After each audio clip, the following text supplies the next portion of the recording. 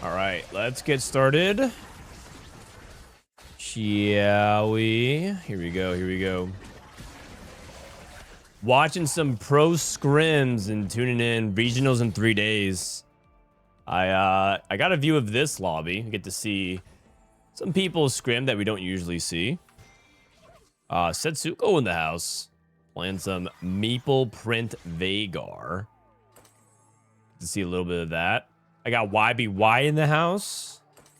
Got Lich Bane AP start here for him. Soju in 5. Well, he has to play a little bit more than 5 games, but maybe he'll dominate so hard that game 6 won't matter. I heard Team Liquid beat KC. Rough times for EU. Yeah. I mean, Team Liquid's not bad. But KC can't say the same thing.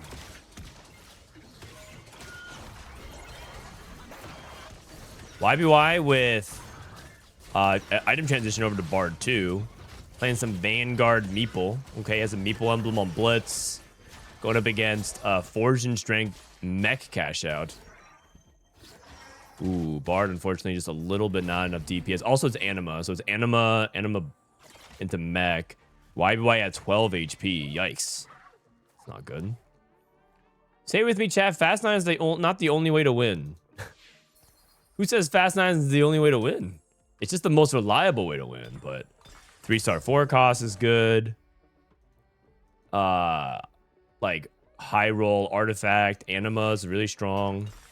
Trait tree shenanigans. There's actually a lot of ways to win. In fact, I would say that when it's all said and done, I don't know if we're there yet, but I think this might I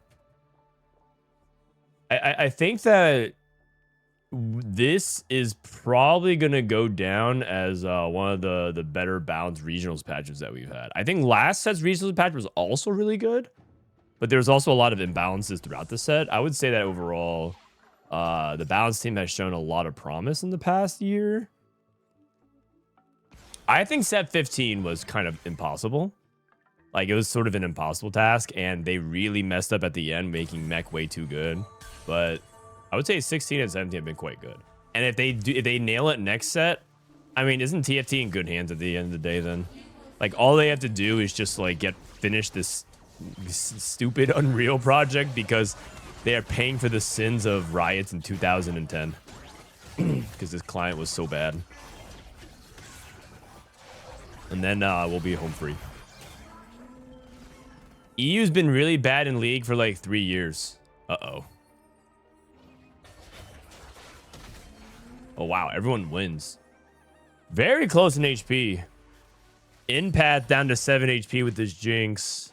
Chunington healing back, by the way, because he has Fiora finally. So he was at 1 HP. See if he can, heal up to at least good tiebreaker range. I think he might be unbeatable, though. Like, I haven't fully scouted. We stick together.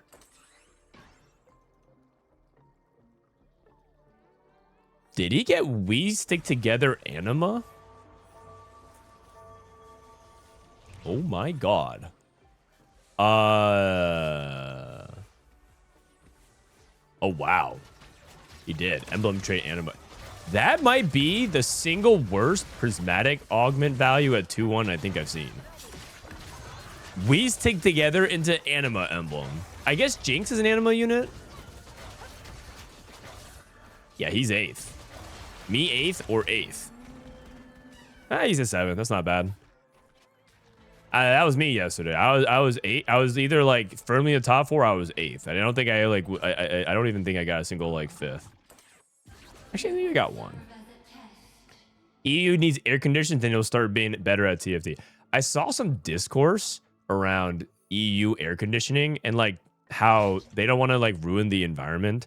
And there was like a Chinese guy that was posting like, yeah, like we from China don't want EU to have air conditioning either. Because you guys also said that you don't want us to industrialize to like stop polluting the planet. You guys shouldn't have AC. I'm like, wait, what? What's going on over here, man? Like, yeah, the billions of us in China don't want you to have AC either. I'm like, okay.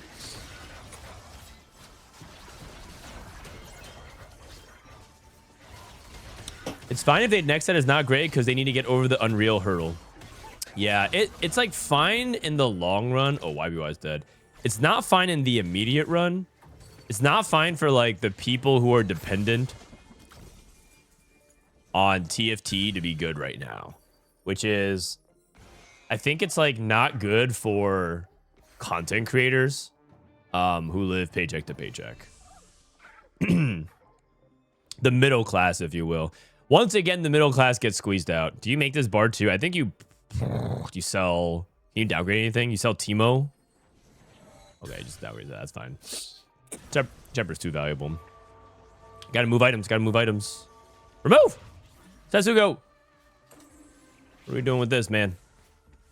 Gotta put the items on bar 2. Oh, he has no removers. Oh, just kidding. Sorry. No removers. I thought that was a remover. That's a reforger.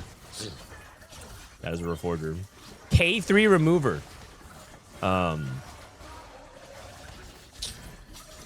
there's a lot of people who like, I'm not talking about like Soju and Emily Wang and Robin, or I'm talking about like people who are kind of like in the spot where they're making the dream happen, but they're, you know, having 3 to 6 months of a big downturn could seriously hamper things. And I'm sure things will work itself out, but it's like one of those things where they can't. I'm fortunately in a boat where I think that's okay. But yeah. Just sold Karma. There's a 1-star card. Oh, right. You could have replaced the Karma. You're right. No, I was thinking about something else, but you're right. I'm still waking up.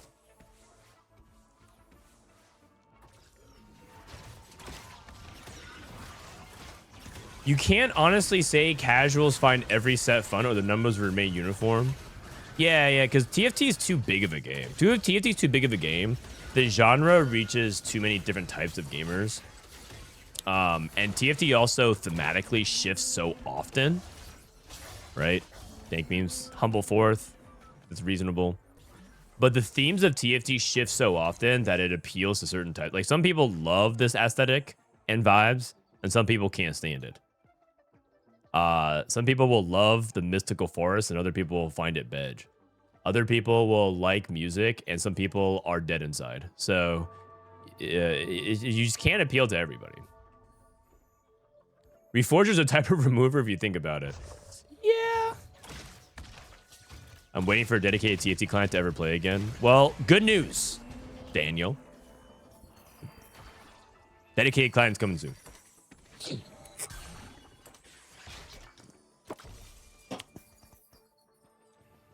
Good news. It's coming soon in a few months.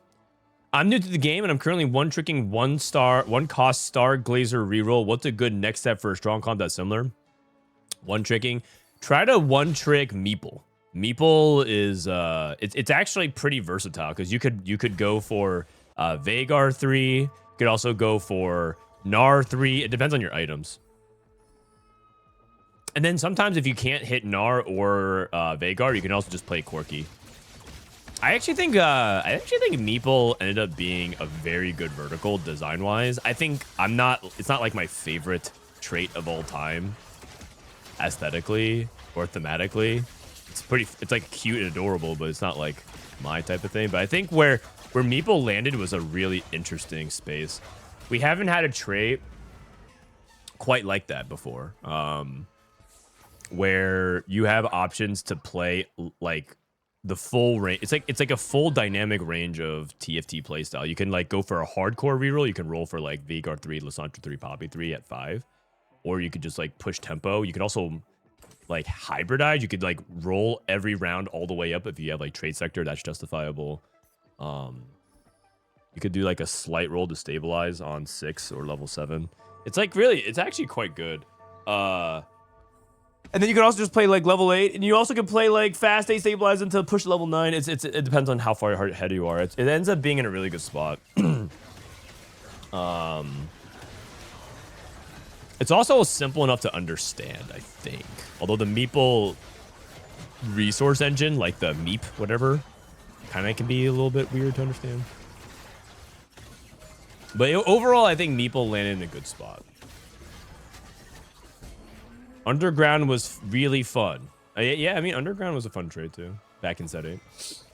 Is Fiora the best 5 cost right now? No, I think the best 5 cost right now is probably Blitzcrank. In a vacuum, or Shen. But it doesn't mean that like Graves can't carry. It doesn't mean that Sona and Bard are not good. It just like those units require a little bit more setup, but like Blitz is super effective even at 1-star with like base items, with like a TG, and Shen's just like ubiquitous. Oh, you mean the underground aesthetic? Yeah, I mean aesthetically, my favorite of all the like aesthetics this set, might be Darkstar. I think Darkstar's pretty badass. Or Nova. Nova's pretty cool too. But I'm biased towards blue themes.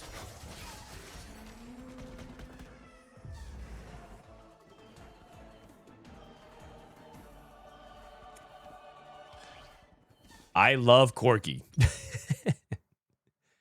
See, there's a lot of people that do love Corki, man. All right, let's see. I saw Wasian was in a scrim, but I think he's in. This goddamn client is just such a piece of crap. This tournament realm thing. They still haven't fixed the friend bug. So you just have to spectate what we can spectate. Who's Cam in a lobby with? Let me go ahead and take a look real quick. Give me a sec.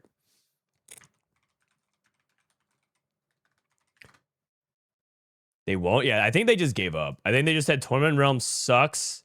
Deal with it. And I said, okay. Okay. People should download Golden Spatula because they have a set 8 revival. Do they now? Let's just stay in that same lobby. Let's just stay in that same lobby. Stargaze is a cool concept, but poorly executed. I think I can kind of agree with that. Yeah. Wait till the next client. Yeah, I am, unfortunately. The new TFT client, are they going to keep Tournament Realm or are they going to use live client? I asked that question to them, and they said that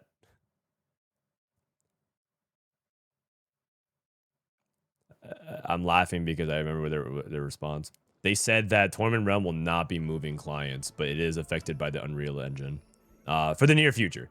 They said that right now, Tournament Realm is still going to be played on the old tech. So Unreal Engine is going to be for live servers mainly only right now.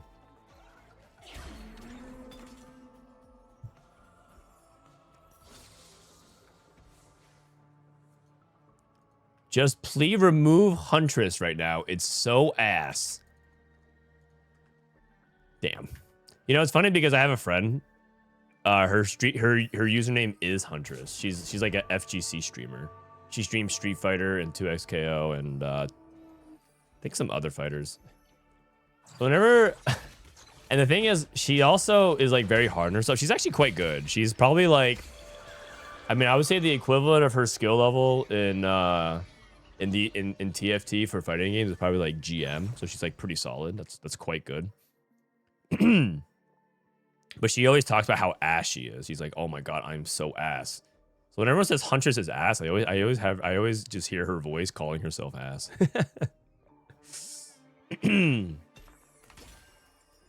I am so ass. Watching the not worst coach. That's right, man. I wasn't the worst performing coach somehow.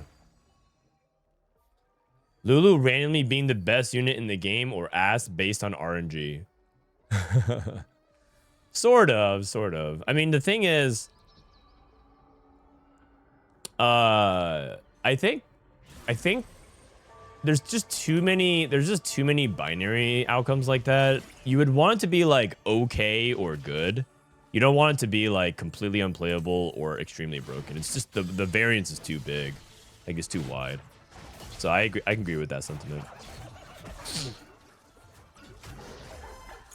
That's just FGC players, though. They all know they suck for the most part. FGC being 1v1 means every game is looking to mirror. It's true, man. It's either blame yourself or blame the devs. Actually, that's almost every game, but most FGC players blame the devs. but secretly they know that they suck. It's a lot like TFT. You guys, like, everyone who complains about luck in TFT and blames Riot, like, secretly know deep down that they suck. They're really just saying, I suck. Or I am ass, not Lulu's. It's like, oh, Lulu is ass. It's like, no, you're ass. Oh my god, this Arbiter is cheeks. No, you're cheeks. You know? Fountain Lulu feels low-key not terrible. I agree. I think Fountain Lulu is actually decent. I would say that we have Lulu somewhere in the middle of B tier, and the reason why is because her A's are good and her B's are kind of whatever, which is kind of weird because we have Xayah up here, but her A's are very good, and her, you know, whatever is bad. It's the tier list at this point, if we could, is probably like, this is A+, this is A, this is A-, this is honestly B+, which is very close to A-, and this is like B somewhere, and then I actually think I would actually move down Misfortune personally. I think my personal tier list is move down Misfortune because I just think that it's like impossible to hit her front line right now. And I would actually move up Fate Weaver reroll a little bit because Disob and I agreed Fate Weaver was a little bit low, but the stats on it are horrendous. So it's like one of those things where it's like the stats are so all over the place. And interpretation of comp power is all relative. Like, we talked about this yesterday, but you could justify having both of the Fast 9 AP stuff at S tier because their peak potential is obviously going to clear everything. But a lot of the Stargazers are all over the place. Serpent Lulu is also not even that bad. They buffed it. Like, before it was ever since they bug fixed it, it was horrible, and now it's like just kind of bad. Does Zed augment even exist? It does. Although there's a funny thing that happened this past weekend. I don't know if you watched it this past weekend, Jenkins, but one player clicked the Zed augment and then sold his Zed and then won the game. He clicked it just for the Shojin. He was playing Ezreal reroll, and so he really needed a Shojin. So he clicked the Shojin augment, and then when the Zed came, he just sold it for 5 gold and then went level 10. And he won the game. That was actually crazy. I didn't even think about that possibility. I've never thought about taking Zed for the Shojin for somebody else and then selling him. The thing is, you're like, well, you know, that makes sense if you like sell Zed and because he's bad at 1-star, but he's good at 2-star. He was at level 10. He could have easily rolled for Zed 2 at 10. But he just chose not to. And then he had a Timebreaker emblem. Which, by the way, I'm pretty sure Timebreaker Emblem is actually very good on Zed. Let me look at that real quick. Give me a sec here. Zed with emblems. I'm pretty sure Timebreaker Emblem is quite good. Yeah, it's actually really good. Timebreaker Emblem on Zed, and if you have like, because it gives a bunch of attack speed, right? If you have this, it's actually pretty decent in the stats. 3.5. But instead he gave it to Zed, which is... like, I don't know if you're a fan of the lore, but that's... I mean, that's pretty messed up, man. Gave it to his rival Shen.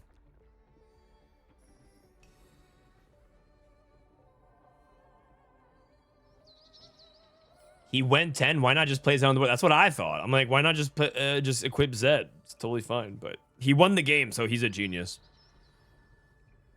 He won the game, so he's a genius.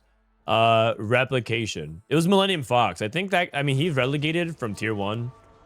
Not that surprising. There are a lot of people who are surprised as relegation. There's also some not so surprising just because there's people who are underdogs and it was always going to be hard. But that game, he's like a true visionary. That game is super fun. I won't forget that game from this set. The shock on my face when I realized that this guy just sold his Zed. What up, Chad? I still haven't activated the Zed Shen Easter egg. Honestly, shouldn't that just be on the Star Atlas?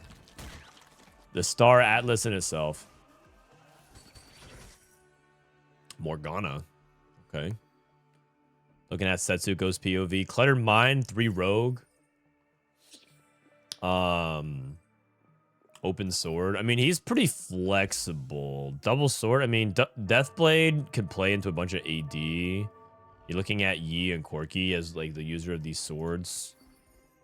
Implant's not particularly good. He does have 2 Primordian. Doesn't have 3. You could try to play into reroll like for with Cluttered Mind, but I don't think it's like very efficient. Like a lot of times with Cluttered Mind, you're low on gold count, so rolling before you get to a certain level is like kind of weird. 2 rods. I've seen people go 3 cost reroll with Cluttered Mind, like they go Samira or something like that. Okay, Primordian here is good. YBY with Infinity Protection. Looking like he's angling towards Nova, like Kindred. Wow, early Cosmic Hex stacking Morgana is nasty. That is illegal. Oh my god. Because Morgana is very good and generous with HP scaling. So, that is crazy. Early Jinx 2, Deathblade, Lantern. Playing Challengers for Dankmemes. Dankmemes has been playing a lot of Jinx reroll. It feels like a comp he relied on a lot. His bench is fairly expensive. I mean, he's holding stuff for Thresh's Lantern. Easy win for Milo playing bodyguard training. I think YBY is playing Kindred. I think Setsuko might also be playing AD. Is he playing? What's the? Is Huntress? Huntress is ass. Got an ASO look here from Inpath. Earth. Probably not going to be looking at Earth here. Let's take a look at Setsuko. Cybernetic implants or Earth. Earth could make a Timebreaker emblem. Eh. I think we would rather just take cybernetic implants personally, but implants is not that important on Yi, but the sword is nice. Just because you have so much AD, but Earth's Gambit is a lot better than Earth. Because you get the component. And if you like lose, it's not even bad either. Oh, Kahuna Huna. But Gambit's like not bad because you get to make a really good emblem. I'm pretty sure Brawler emblem is like quite good. Oh, he just makes red buff. Oh, is he going Xayah? He made that like super fast. Interesting. He might be doing. He might. Well, no. Is it Xayah? Don't you actually want to lose? Well, this play makes me think he wants to win. And he lost. Yeah, I don't know.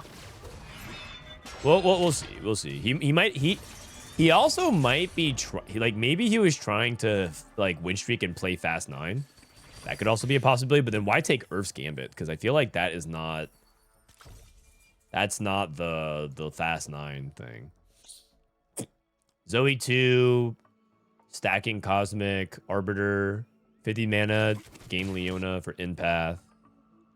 Chunington, customization, Cho'Gath, Cosmic Leona 3, Magic Roll, gave him a frying pan, made a Voyager emblem, wow, Stings count 25, looking good, Bodyguard training, Earth's Gambit, sacking as well, Blast Cannon, Legion of Threes, sacking. Okay, so we got a couple of sacks. What up, Alex? Thanks for 25. It's Setsuko. It's fast 9. Maybe if it was ladder, but I'm willing to bet a good amount of timeout seconds that it's not fast 9. Any takers? Any takers? High is bitter. I need GRRM to finish the books. What do we get? You get timeout immunity for that many seconds.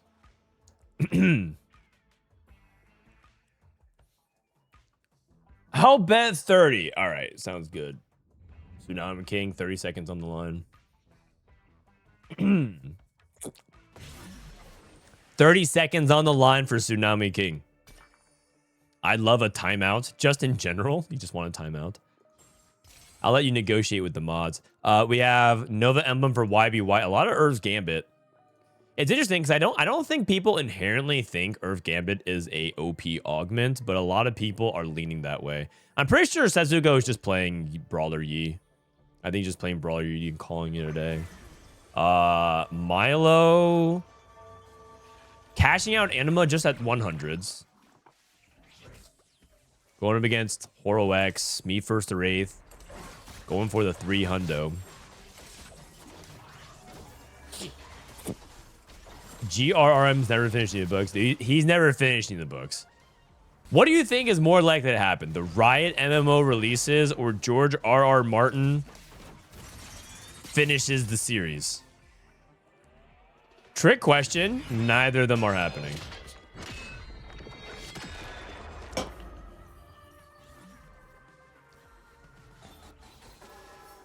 Shouldn't George R.R. Martin... Oh, he's cashing out now. Oh.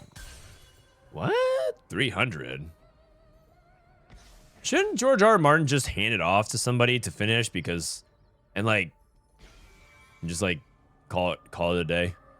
Don't they... I feel like a lot of mangakas do that in Japan. They're, like, the people that write the series for animes. Or they're the original artists and draw it. Just hand it off to somebody who you can trust, man. That's what Dragon Ball guy did. Akira Toriyama, the GOAT. He just handed it off, and now, and I think they have like a good vision of where they want Dragon Ball for the next 20 years. I mean, Dragon Ball's not that deep, man. It's just like a simple power fantasy thing that we just enjoy. But oh, so he's just gonna cash out and play AP from here anyways, off of 300.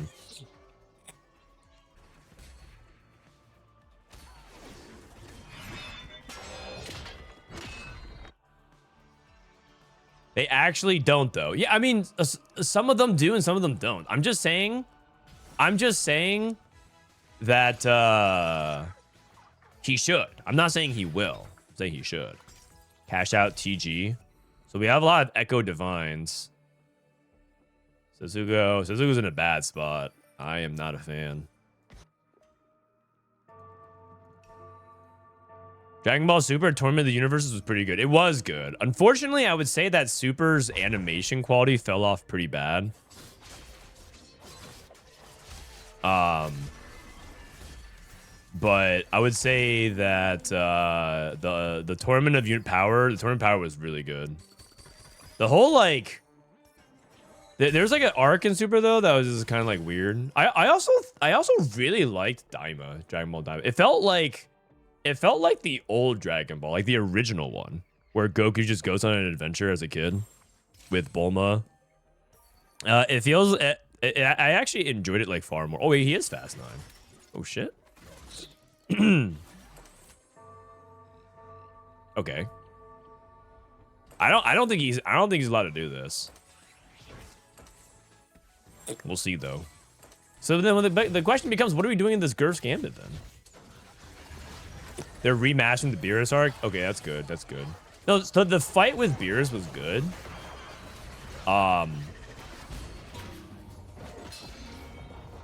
There was definitely like good moments throughout like base Super, but the Tournament of Powers like save that for me.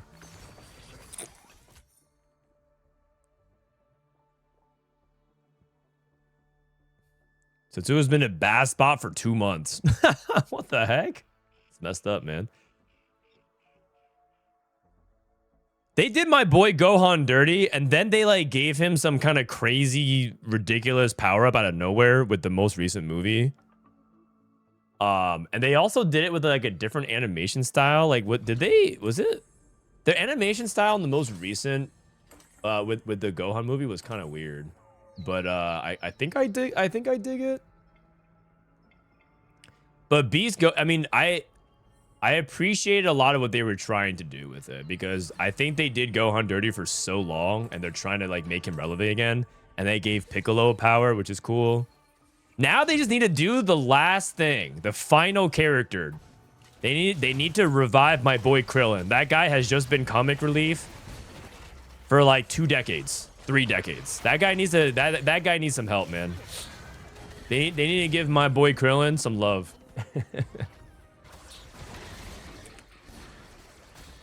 Although I will say some of the memes are pretty fire.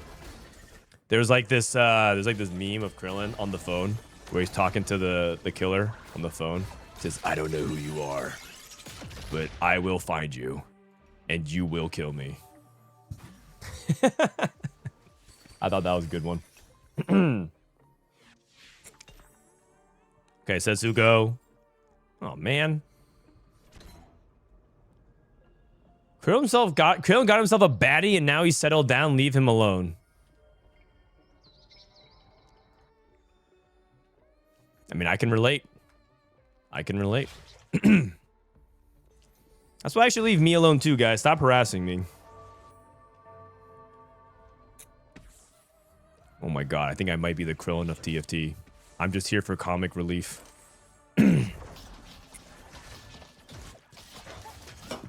I'm not balding though, yet.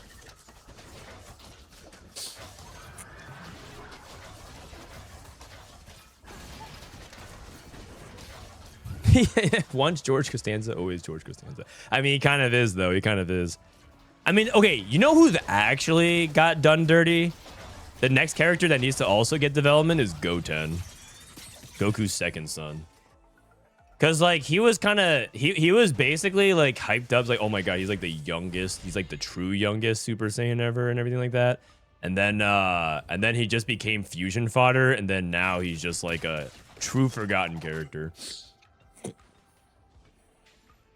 It's actually Goten. Okay, Setsuko's at true 1 life. I'm pretty sure this guy is just sending it. And he's just coin flipping his game. He overleveled. He forgot about his clear mind value. Oh no, it's explosive growth. Never mind, just kidding. It's not clear. Just kidding. Here we go. Here we go. True flip it. Okay, Shen. Wait a second. Graves. Fiora.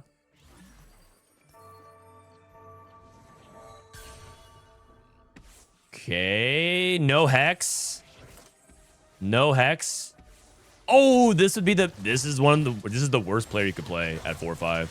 The one that stat checks you and punishes you the most for being on 1 stars. We'll see though. He has Nova Shen. He has Nova Shen. Alright, he's done. Wait. Unless Kindred pops off. Oh my god. Wow. That was the one chance for the lobby to finish him off, man. Holy cow. That's actually crazy. That was so close. And now he gets the Hex. He did that without his Hex. Threading the needle. His Graves is only going to get stronger from here. If he 2 stars, like some of these other units here. HoroX. Meep C2. Dankmemes. Also with a level 9 push. Dankmemes also with a level 9 push. But he's late to the party. 3 Timebreaker. This feels like a more responsible Fast 9, but that being said, if Setsuko doesn't die, it might be one of those things where he's a lot later to the party, and as a result can't hit.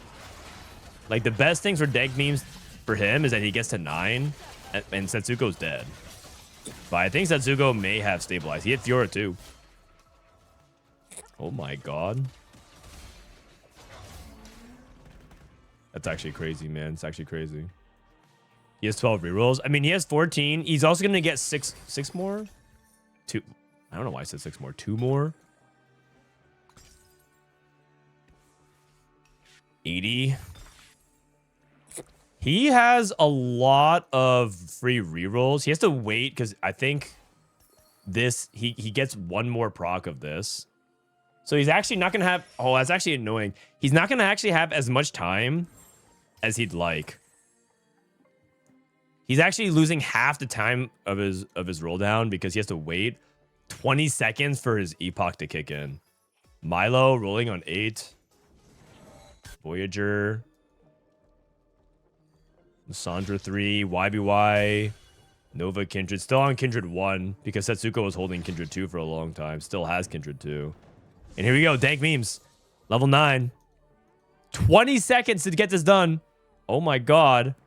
Oh my god. You'll make that.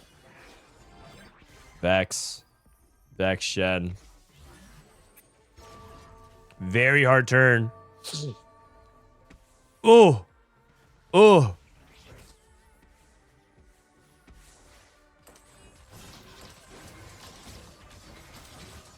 Okay, got the items on Graves. Got the TG. His items are good. I mean, the setup is good, but we kind of talked about before. He's just he's late to the party. He can't hit as many copies of these contested 5 costs. Inpath is crushing. No, actually, hold up. Oh, it's blitz versus blitz. Oh, they toss each other up. Wow, that was crazy, man. Me 8th or 8th? Setsuko trying to heal himself out of range as well. He might be turning the corner. He might have already turned the corner. He's just playing around 5 Nova. Oh, interesting. He's just playing Nova Kindred Fast 9. Like, instead of trying to play around Vex, he's just playing 5 Nova. And then capping around, like, this variation, but, like, level... I mean, he's just basically playing this. Oh. That is not what I thought was going to happen in this game. And it's funny, too, because he actually tried to win for his Earth's Gambit to get the Nova emblem, lost, had to get another Reforger, and then get it anyways. And this Morgana, so much HP, so tanky. Inpath is dead. Milo getting farmed. Dankmemes also stabilizing. The double NA Fast 9 might be farming all of APAC. Someone pull up the Kim tweet. 1 second.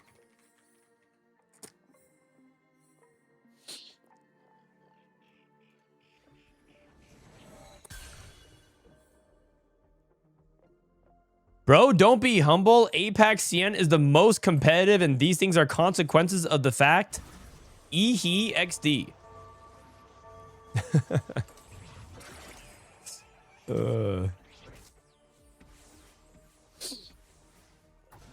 Ehe XD. Is Wage now scrimming? He is. He is. It's just that I can't watch his game because I don't have those people added on friends list before the bug happened. So I think Setsuko won the game. That's actually crazy, man. That's actually insane. HoroX losing to YBY's board. Dankmemes loses to Milo. Wait a second. Wait a second. Oh, I mean, is he getting stat check because he's 1-star everything? Possibly. Emergency shielding. Vex 2. Big hits. Kind of has a lot of his items already squared away. Yeah, I was going to say, like, he actually has so much item value already that might just be taking a defensive item here. Vow for Nunu sounds reasonable. Setsuko is healed at 13. So he will be able to survive a hit if the unit loss is not significant. Ghost fight. Milo versus Chunington. Can Dankmemes hold the line? YBY still on Morgana 1 and Graves 1. A lot of Graves play. A lot of Graves play. The problem with Dankmemes' board is that his tank is a Ross 2, but does have Vex 2. Oh, and Dankmemes. Dedge. Setsuko, Milo, YBY. Chunington. I think Chunington is just going to settle for a top 4. Unless he can get the 6 Darkstar right here. Finds Jhin. No Karma. Karma, it feels like Karma is, at this stage of the game, is harder to find than Jhin sometimes, but all the AP players, I think, are struggling, except for Milo. So 6 DS online. Is that too little too late? Going against YBY's board. This Hull Crusher is also very awkward for Darkstar. Everyone, this Cho'Gath's in quarantine. Mask up. 1-star Graves, 1-star Fiora, 1-star Kindred, 1-star Morgana. Surely that doesn't beat like the full stacks. I mean, this Graves is giga scaled though. Buckshot. You're telling me Graves 1, Kindred 1, Morgana 1, Fiora 1 beats this board? Dude. That is insanity to me. This guy has no upgrades, man. 1, 2. Okay, everything else is upgraded, but what? That's actually crazy, is it not? This is a Graves 1, man. I mean, the Cosmic Morgana is OP for sure, It has as much HP as Setsuko's 2-star Morgana. So that Morg is functionally 2-star. But you're telling me? And all this 1-star board? It's 14 gold. His Graves actually has 3 upgrades. I think it actually has 5. It has Assault Frame, Buckshot Plus, Laser Ballistics. And then it got a 6th with Choke.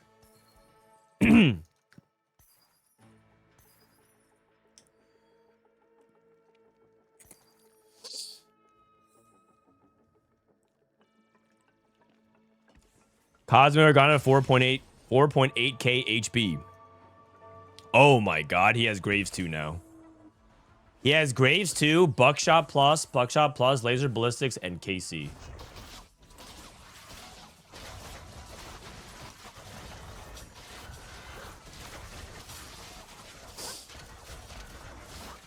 Actually, but Setsuko's been scaling his Graves as well. Where's he at? He's just on Laser Ballistics. I mean, we'll see.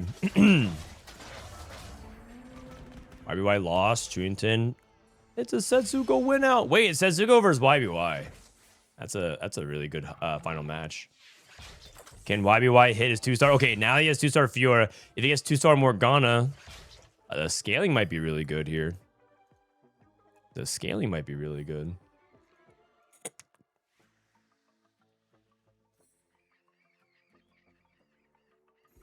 Five Nova. I'm starting to think this Nova Kindred board is really good. I think this Nova Kindred board is really good. But they both have Nova emblems. I do think it's enabled by Nova emblem like a lot. Just because you get to drop the bad units. It's like not that good without it though. It's cool though because it feels like a Fast 9 AD board, which has kind of been lacking in the game. Like most Fast 9 has been AP. There was like a Fast 9 Jhin board, but they you know, neutered it so much over the course of PB. Final upgrade on Graves. Oh wait, I think that was Setsuko. Final upgrade on Graves. So I think you're supposed to take Choke here, but I wonder if he's gonna take something else. Who do you Nova Strike? Well, they both Nova Strike Fiora. But I don't think it like matters that much. He's Nova Striking Maokai? I can't tell. I think it's Fiora on both sides. Cause I see the strike on Setsuko's. I don't see the strike on YBY. Close. I think Setsuko just has a little bit too much power right now. So he's Nova Striking Fiora. 1, 2, 3, 4, 5. Wait, who's he? This might be a visual bug. I don't see the Nova Strike indicator. I'm guessing it's Fiora. Why is YBY losing? Well, he has 1 stars. He doesn't have 2 stars here. And then also, I think YBY just has a little bit more item value. Or sorry, Setsuko has a little bit more item value right now. Setsuko has Ross. I mean, I think it's just like YBY still on 1-star tank. If you really think about it. Yeah, she's like really good, but you still want her to be 2-star. And so his tank dies faster, which means his units get focused faster. And that's just like really subtle, but like a really big deal. You see all his carries end up surviving. Setsuko win out. Oh my goodness. That's crazy. He does it in scrims. Is he going to be able to do it in tournament? That was actually a vintage Setsuko game. That's kind of like what people see in practice all the time in solo queue. And that's why a lot of people who are Setsuko fans are in love with him. They're big time Setsuko simps. Region with the most trophies is most competitive. He's right. That's a like from me. Bro, don't be humble. 8-pack seems the most competitive. Yeah? Yeah? I mean, not according to what I just saw. Let me see if I can pull up the Scrim scores. But, block Scrim general. Do they have the results here? Here's some of the results from Scrims, but it looks like... Oh, snap. Ezreal reroll winning another game? Titanic Hydra Cho'Gath. All right, Juke you. Okay, man. This guy's cooking. Wait, you know what this looks like to me, actually? Hold on a second. This actually looks like a time stream game. This looks like a game to me where he got time stream and he rerolled all his time breakers. That's wild. That is wild. Oh, I see what's going on. This is like the Scrim. This is the Scrim server for everyone that isn't in the cool people's group.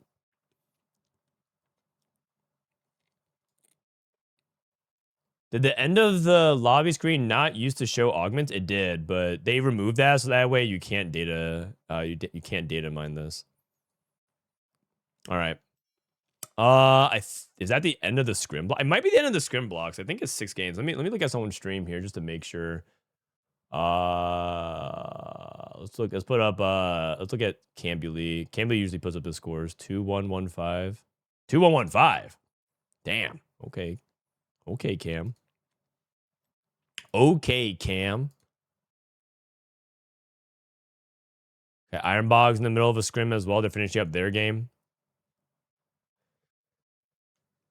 There's two, so if you don't know, there's basically 2 camps of scrims. There's like the cool people scrims with clout and achievements, and then there's like the non-achievers, the people who are like not cool enough for them. Some people are in both groups, but there's definitely 2 different groups who scrim.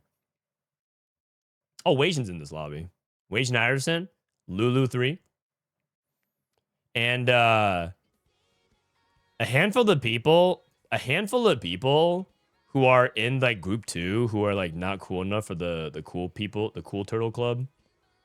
They like hate watch the people in group 1. 没先开技能，死了，被满住了，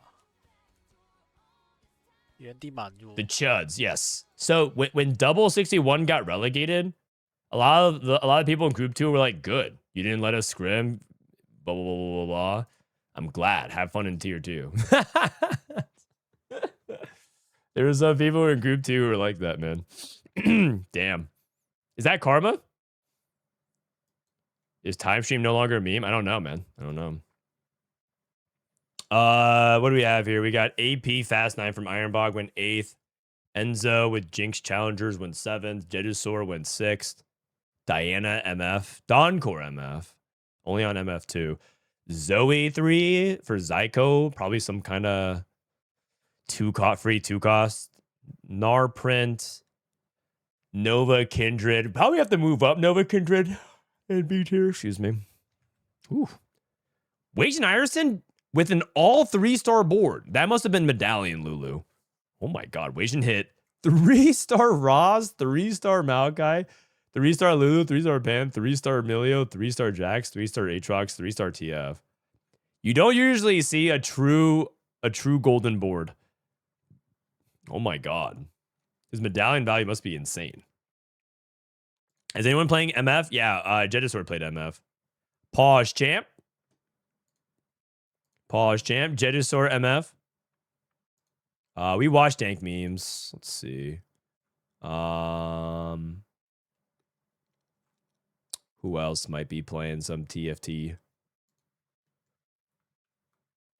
I didn't meet the cutoff for GM today. I'm just thinking I'd be GM if the cutoff wasn't 4:30. I mean, if you're like, oh, I would be GM if it wasn't for X, if I play on a different server, just play on a different server then. Nothing wrong with that. Oh, Day6 watching his own VODs of Scrims. Day6 watching his own VODs. I'm just trying to see if there's anybody else in Scrims. If otherwise, do you guys want let's watch the last block, right? We can watch the last block. I think they're gonna do 2 more games and then that's it. So we can watch the last blocks. I think they're getting in a lobby together right now. Last block and then ranked. Yes. We'll watch 2 more games and then we'll get into RANKED, where we'll get some RESPECT. Coined in game. Okay, so the next block has started. The next block has started. All right. Day 6 in game camp. Let's see if we can peek whose lobby is in who. Cam's in a good lobby. YBY and Ironbog. That's a really good lobby. Take a look at Day 6 lobby. Day 6 is in a lobby. Oh, he's in this lobby as well. Dale Som. Wait. There's a Dale Som HS, and a Dale Som TFT. What lobby is Milo in? You can spectate. See what lobby Milo's in as well. I just want to see if we can get peeps on maybe like Wasian, see if he's in a different lobby. Because I think it's a small group.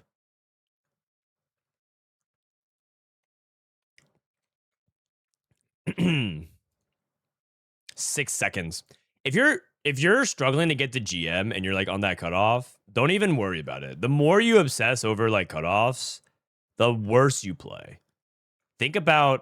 Stop thinking about how much LP you're gonna gain and miss, and start thinking about what you can do in this game to improve your AVP.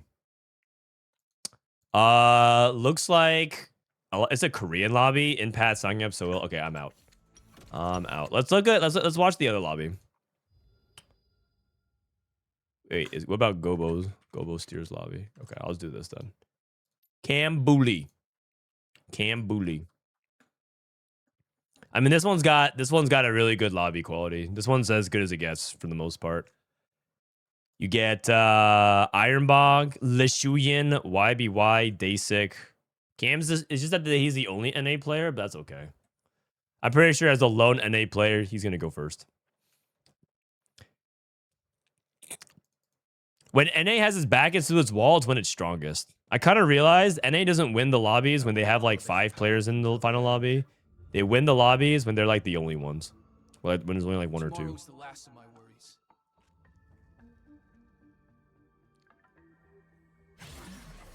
Iron Bog. All right, here we go. Which map intro is the best, by the way? This one's like the Demon Hunter one, the Blood Moon, Iron Bog. I like this one. I think this one's like the Forgotten Lands or whatever. Basic one. Pantheon too for YBY. How do they do it, man? Don't understand. The Dawnbringer map. That one's pretty sick, too. That one's pretty sick. What is this shop? 4 Lissandras? He has 6 Lissandras already. What? Okay, I guess that guy might be thinking about Lissandra reroll, except he's not really rerolling. Oh, because he already has an upgraded 2-star 1 cost. Right. Okay, so Teemo 2, Lissandra 2, Ezreal 2, Rek'Sai 2. Rek'Sai's a good one. Briar 2. Disgusting. Stilo of Bora.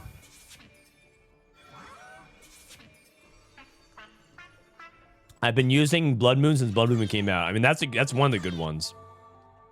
I think aesthetically, red makes me very tired. It's like sick. The aura is sick, but the red, it makes me sleepy. It's like red light.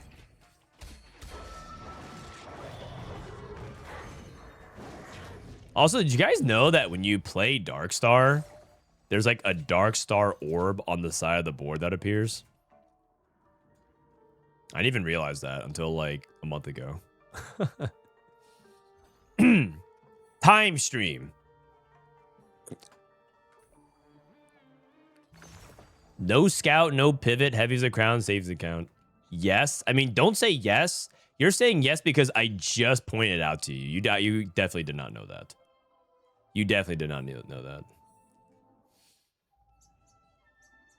Solo plate. Solo plate's very good. Loot Singularity. Okay, actually, he doesn't even have to roll for the Lissandra 3 because Loot Singularity gives you a Lissandra and it gives you a tiny dupe. He actually can just push levels straight up. He has Lissandra 3 guaranteed as long as his Loot Singularity gets enough procs. What up, Spirit? 150 is where the units get sucked. Well, you would know. That's almost as bad as Soju not knowing Fiddlesticks had an aura until the EMEA NATPC. Not as bad, but almost. Frodan,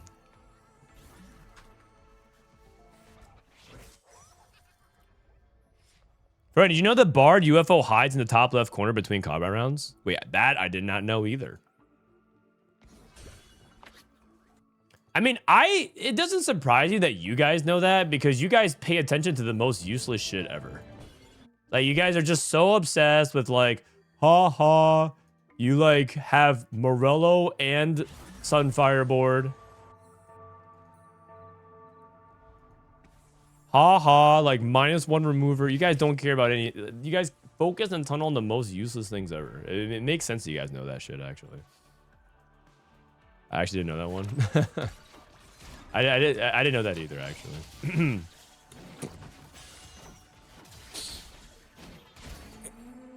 My favorite is when it's like, when people are like, oh yeah, it's like, isn't it Rek'Sai and not Gragas here? And you lost by 5 units in stage 2-2. Like, yeah.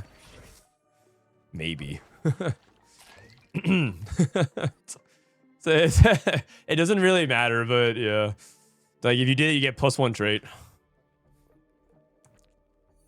What tank do people play when they push without show 3? You can just tank any 4 cost. If you're talking about Stilo's spot, you can just tank any 4 cost. Because the thing is, you're not even going to be able to snowball Cho'Gath if you don't get him 3-star very quickly. 3-star being like, 3-star quickly mean like kind of by the middle of stage 3. Because you have so many copies of List, you might as well just use that golden level instead to tank like anybody else. Tank Tahm Kench 2, Morgana 2, Nunu 2, even Mech 2, or Galio 2. I will say that I feel like they should just call it Galio this set. Calling it the Mighty Mech and the trait being Mecha feels clunky as hell. Because there's Mech, and then there's Mecha, and there's like Mech form. And so when you say, oh, I'm tanking Mech in the Mighty Mech in Mech form, it's just too much. It's just too much redundancy there. So I feel like they should just call them Galio. Did you mech your mech? Yeah, and how much mech did you play? It's like, I played mech. I tanked mech. Back, back, back, back, back. Back, back, back, back. Back, back, back, back, back, back, back. Wajan had that during Scrims last week. He got like 7-0 to die, and Chad was like, well, you could have played this unit. It's like, yes, but that's not what's important to focus on right now.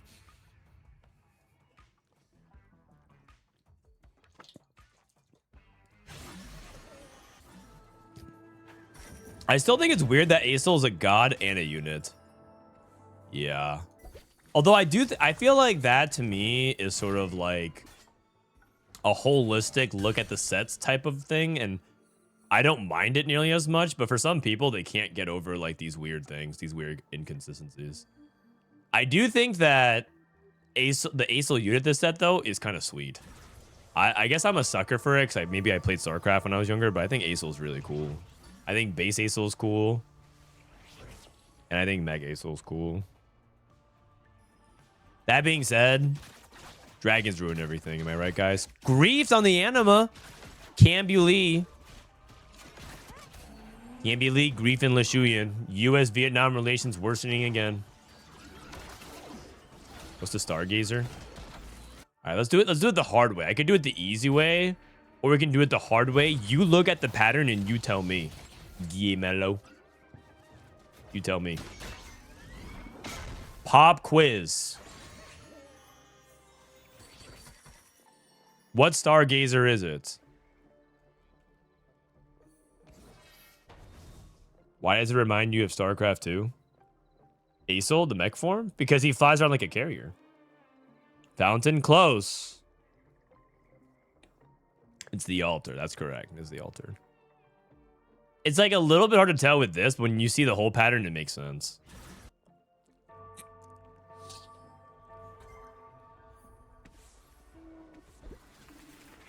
The Ligma. Frenzy Burn, how old are you, man? I'm gonna need to see a government issued ID. How old are you? What year were you born?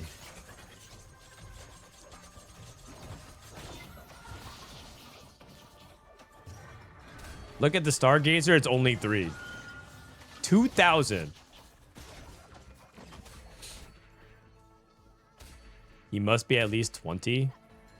The thing is, it's like that joke is really old in terms of meme timeline. We're talking about meme years, like every year is like dog years. So that meme is like 40 years old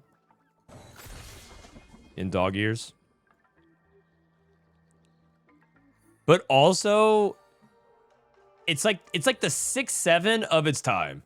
That's all I'm saying.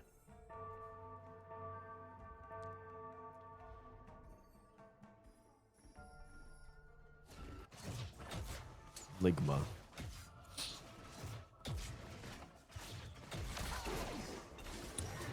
It's the dragon constellation.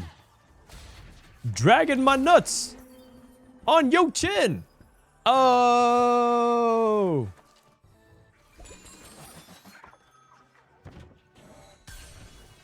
All right, we got a solo plate Pantheon too.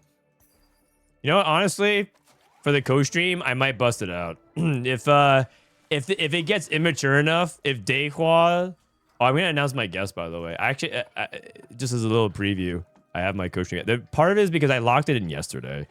I didn't have my world's guest 100% locked in, but I have it locked in as of last night.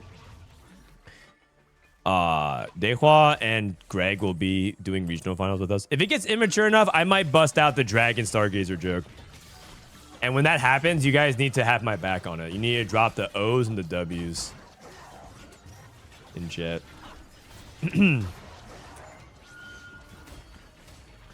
Listen, man, I was born 36 years ago, but I'm not afraid to throw hands. Sometimes you gotta get into the pits. Is ranked and scrims basically the same thing? Haha. No, scrims is custom games where you play against other players with no LP on the line, and ranked is life or death. Your social standing and your future career prospects hinge on your LP. It's the highest stakes possible.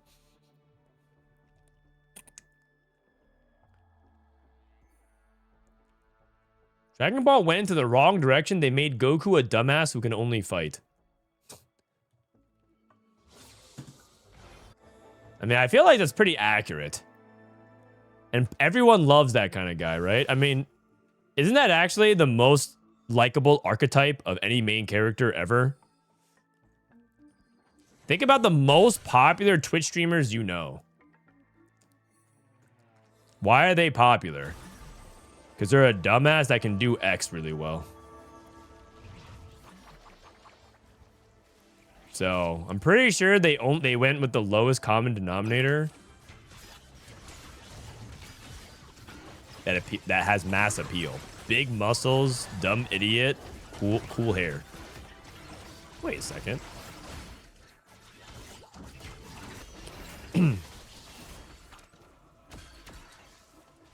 Is Mordog the guest? Mordog's on sabbatical. He said that he was gonna. He said that they ran out of milk at the first store, so he needs to go to another one.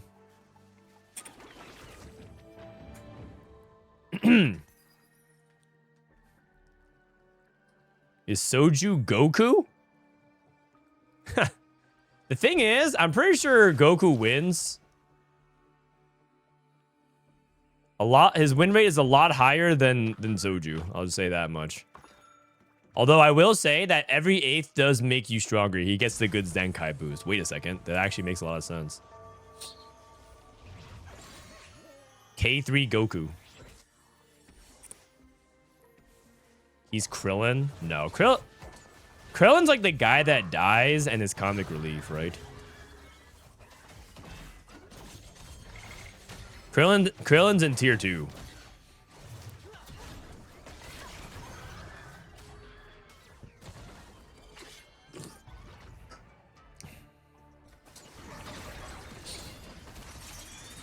Oh, so Chuyen is Krillin. Oh no. Why does Chuyen have the biggest amount of hate watchers? I don't get it. What, isn't he really nice?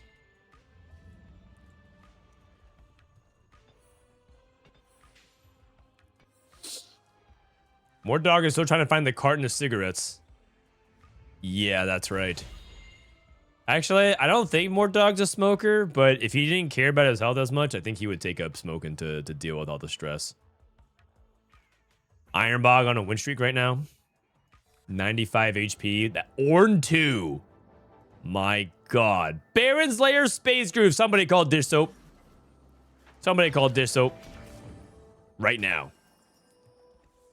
It's the week 1 special, guys. It's the week 1 special. FW Ironbog. It's just a week 1 special, man. Actually, I'm just going to go ahead and screenshot this real quick. And DM it to Dish Soap. Title it Week 1 Special.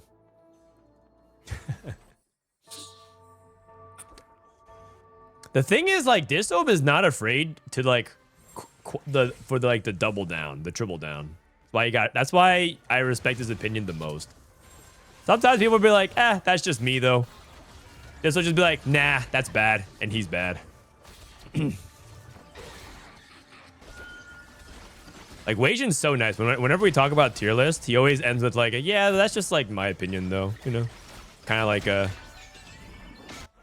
it's okay. Like, I'm willing to concede that maybe it's like only my perspective. But Dish Soap stands on business, almost always. Gordon, what's your best advice for a Diamond 3 player? I would like to get Masters before the next set. Heart. Oh. Well, if you'd like to get Masters and you're in Diamond 3, the first thing I would say is probably clean up a lot of your fundies. Make sure your items and your augments and your econ all line up. There's a video series I did in set 16. The TFT fundamentals. If you go to our guide section, it's here. And we go over a lot of these core concepts. Just go over these fundies. And perhaps most importantly, you probably know a lot of these fundies, but this last one, which is line selection, is probably this skill. It's your highest impact decision-making skill in TFT, right? And that's actually extremely important in sets like, or states of patches like this, where things are relatively balanced. A lot of your AVP is largely dictated by how you play stage 1 to stage 2. So just focus on that. Do you have any tips for a hard stuck 400, 600 LP GM to get the challenger? If you're stuck at 400, 600 LP challenger, it's all the small things. It's all like the really small things that add up. In TFT, you're making hundreds of decisions in the early game that you're not necessarily aware of. And some of them are very minor. But the thing is, if you make enough 1% differences, that adds up. Or multiplies, if you will. If you make, like, if your decisions are even 1% more efficient, and you just make that over the course of 100 decisions, it'll continue to add up. So it's like all the tiny things. So you need to VOD review and nitpick everything to, like, improve.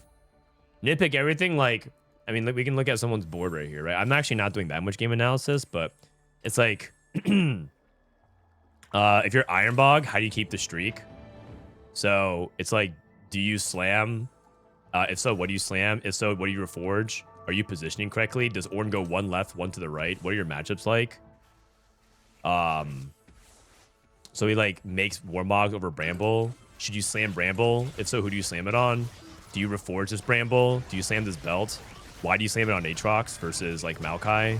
Things like that. It's like all those like 100% like, it just sounds like you're nitpicking all these small details, but if you do that enough and you do that like you do that across the board, you just become challenger over time. And he lost his fight. And he also lost. Wait, this guy's level 7. 300. Okay.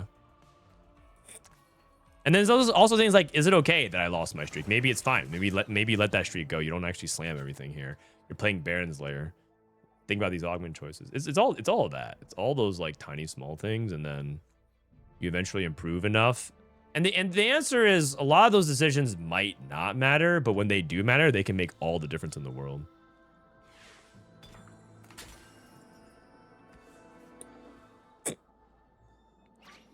Somebody should make a VOD review app to help you analyze all those small little details, line by line, item by item, with preferably like an events history bar neatly presented on the right side so you can skip through it efficiently with no ads. My God. That'd be sick if that existed.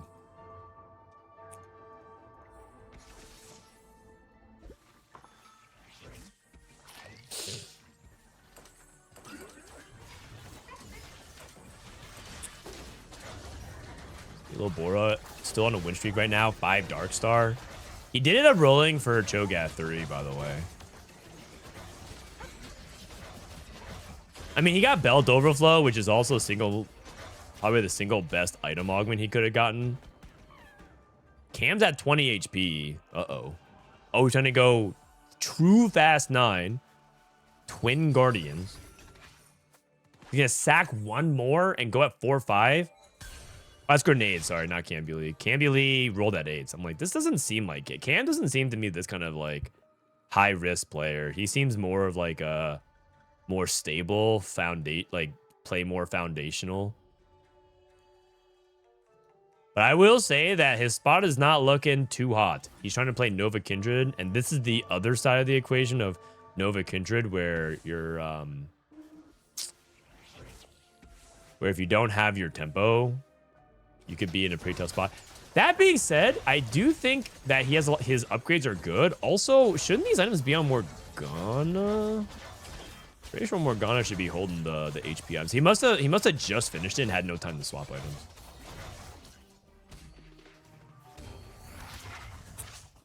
Grenade down to 1 life.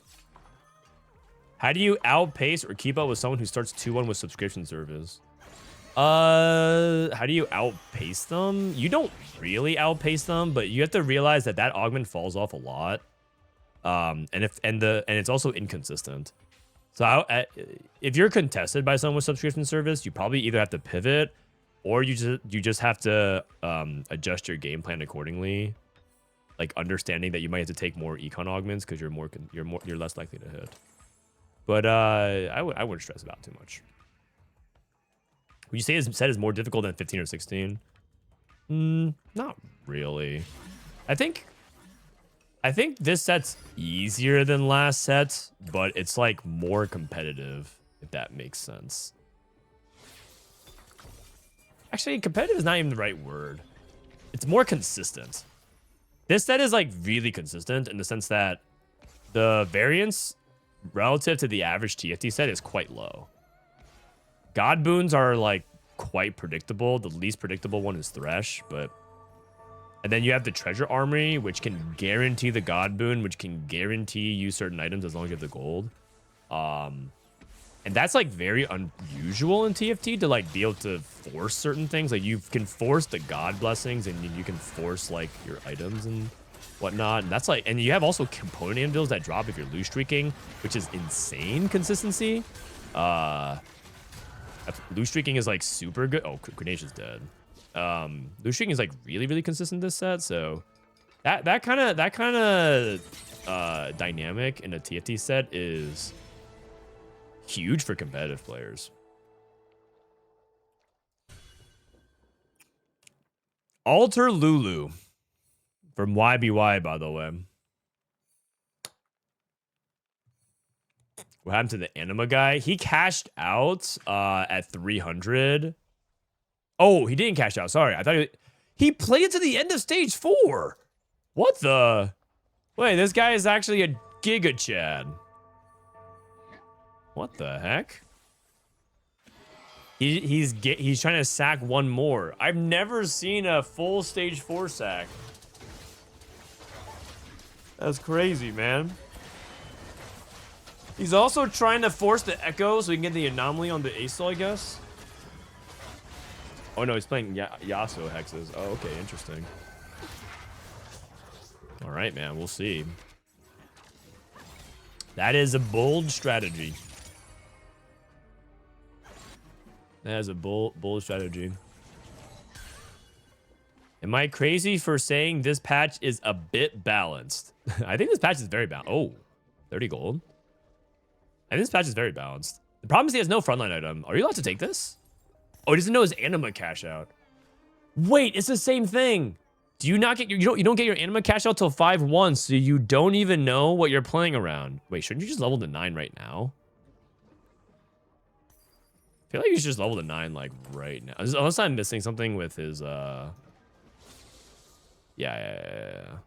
Like there's no reason not to level now.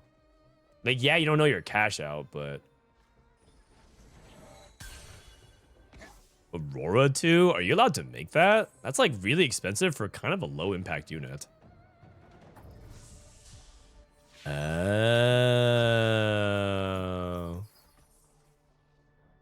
Oh. You need to keep the anima in, otherwise you don't get the cash out. But yeah, but you don't need to make Aurora 2. That's just -1 gold. Wait, roll, buddy, roll. Roll, buddy, roll. Oh, get your units in. Oh my god. That's crazy, man. Oh, you can Psychonic Slice to the front line, but he's playing a 1-star front line. He also didn't get the Ekko Anomaly playing for the mech. I guess that's okay, but Ekko Anomaly is like quite good still.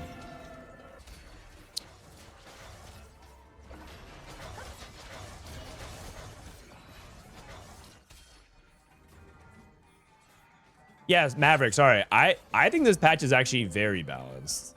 I mean, the last time the game felt this balanced was probably at the end of set 16 for regionals, and before set 16 regionals, it was probably like set 14 in the middle of set 14, but I didn't really like set 14's balance. Set 14's balance was like very boring. IMO.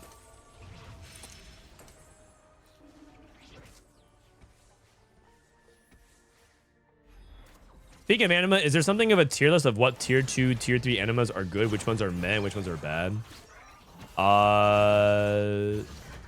Not really, because each of them are good on different units. It's more like what item is good on what champions, anima, and there's a few guides of that out, yeah. Is this one worth reforging? The slicers? It's okay. It's okay. It's not like the worst in the stats on the mech, But I will say that the risk of reforging it and getting like an AD one that's bad is quite high. Oh, never mind. Lioness Lament. The best one. I feel it's the best one. I think it's better than Radiant Field.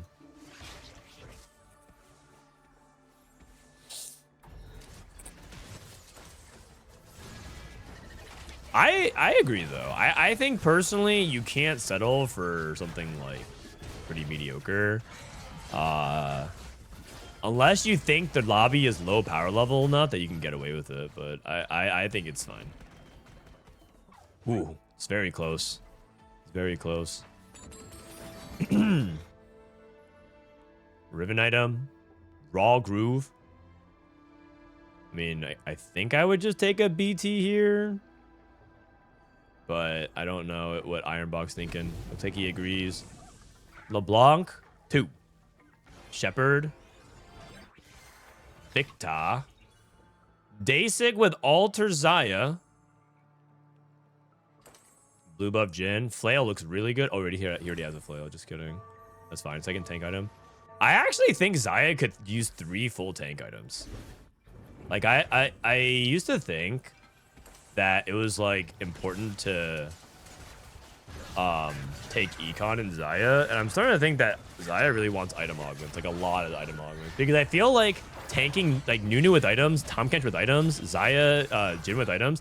And you can even, like, start itemizing. Like, if you get, like, a random Morgana too, you can give her items as well. I feel like you could just use...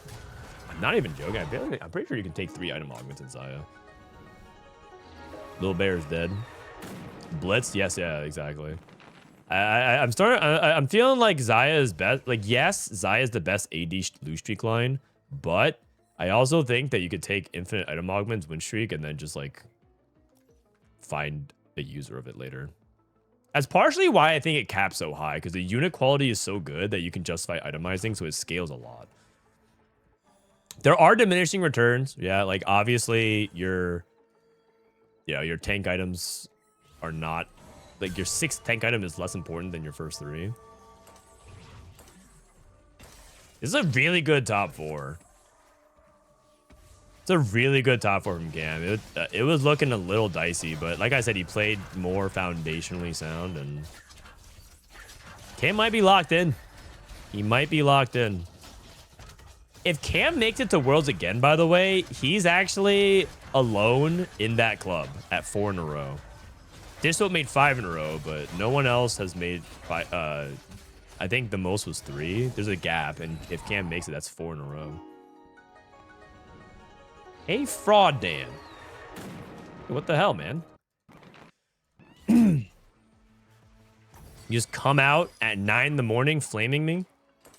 Brother, I'm still waking up. Steelo's running away with it. I wouldn't really describe it as running away with it. I think he's actually just going to farm a 3rd. I actually think he goes 3rd from here a lot of the time. I think LiShao and Dasig are a lot stronger than him. I'm pretty sure he just lose, and he's dead. Aurora identity. Aurora is a Brinny. A Brinny. A rabbit like... A rabbit like Vastaya from Amu in the Freljord. She was born seeing the spirit realm overlaid on the material world. No one else in her village could see it. What am I reading? I'm reading Aurora's profile, her lore. These are just letters arranged in a unique way to make it sound mystical. These words mean nothing to me.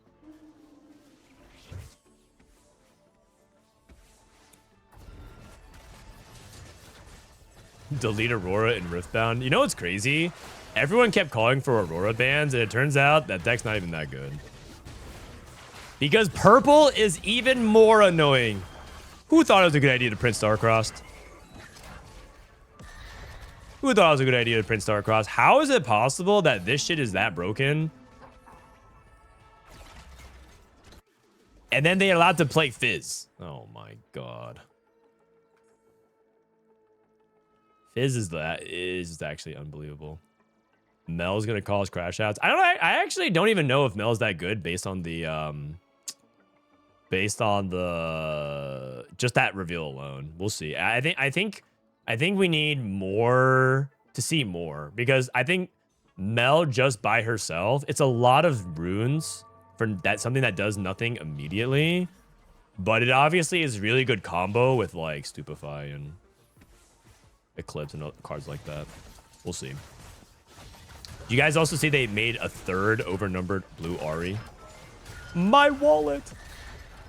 I will be chasing that card. I found out that I'm just an Ahri collector now. Somehow. Is BBC Jinx bad? No, she's not bad. BBC Jinx is still good. Wait, Dasik being at 13 is actually really important. Oh, I think Dasik's dead. I thought he was going to preserve more HP, but he's actually going to die, because if you lose at all, you just die at 13 guaranteed, because it's 12 base damage plus 1 unit. So, so it looks like it's LiShao 1, Steelo 2, Dasik 3. Unless something crazy happens here and Steelo Obora somehow kills. But I don't think he can do that without 2-star of these units. We'll see, though.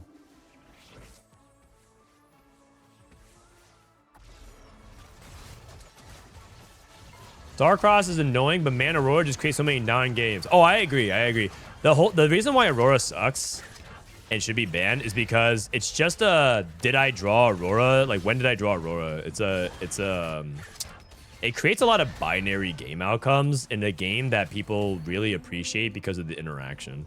Like, Riftbound's a really good card game because it encourages so many small victories that you have to think about, and there's many different ways you can approach it, of like how you move in and out of battlefields.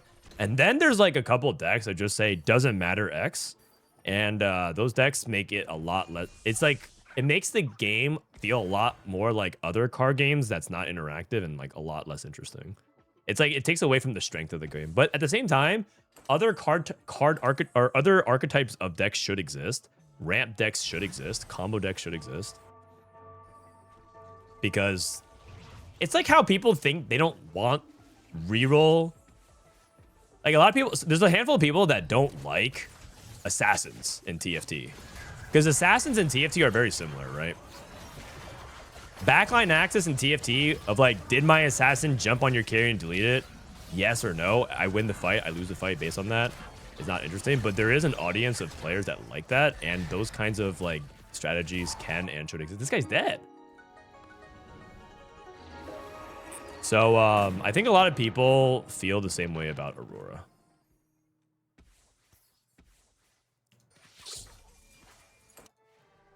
Dude, Xayah cap's so high. Xayah's sick, man.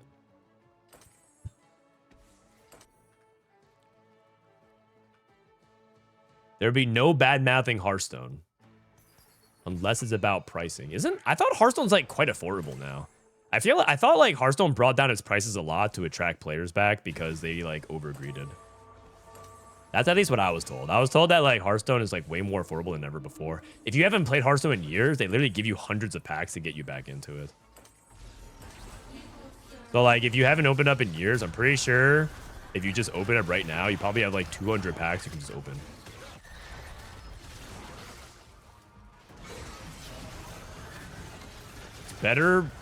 It's better for sure, you're not wrong, but it's not like lore. Oh, but lore was too free.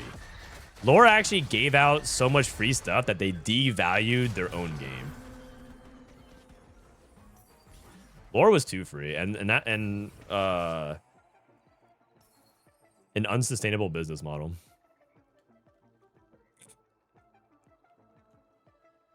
You should want to see 3-star 5 cost. Where's the dopamine from 1 cost reroll besides winning? Spoken like a true addict. Where's the dopamine, man? Y'all get any more of those free rerolls at 10? You're shooting up some... You're just shooting up some 3-time breaker behind the Wendy's.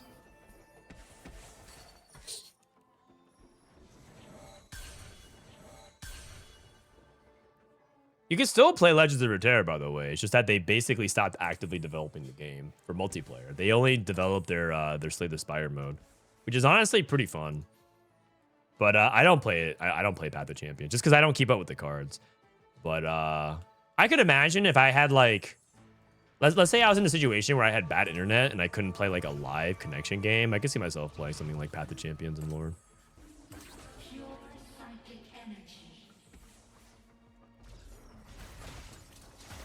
Xayah 2. Jhin 2. I mean, I'm pretty sure Day6 should cap out high enough to win this fight. But we did end up getting Karma 2 and Jhin 2. He ends up dark starring the Karma 2. Oh my! Wait, she just did everything. Holy cow, 10k damage. Okay. Charge transfer Karma. You know, the charge transfer actually probably did a lot there. That was crazy, man. LeBron is leaving. Wait, LeBron's leaving Los Angeles? I saw a report that Draymond Green is trying to like free up cat space for them to sign. Is he actually leaving?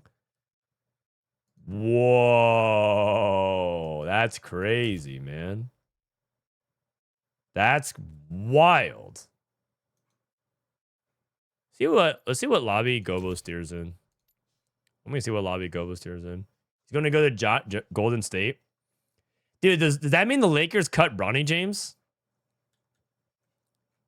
Oh, wait, this lobby is lit. Wasianiverson, Setsuko, ArtixRx, Jedusor. Bronny to Taiwan. Holy cow. I offer many paths to tranquility. I will follow this path. Yeah, I was actually surprised that that the Karma Darkstar. I mean, that makes sense though. They buffed Karma. He had combat. I was saying that his board was capped until he hit Jhin 2, Karma 2, and then he eventually got there. So, if LeBron helps Steph get another ring, LeBron fans are going to be on sewer slide watch. Wait, really? I feel like LeBron fans just want to see one more good run. Like, I don't even think if he like loses a finals, like they'll be sad. But the fact that he can even make a final run at like 42 is kind of insane, isn't it? Is it being me a contributor? Also, I don't even know how, like, I think he would probably just want to play with Steph just to see what it would be like for a full season. Because the Olympic run was pretty sick. But at the same time, isn't it kind of like when Kobe Bryant and Shaq teamed up with like Karl Malone and all them? Like, these dudes are old, man. It's like when Double Lift and Pole Belter was like, what if we made a team and tried to play an LCS Academy? And we all kind of looked at each other and said, that sounds fun.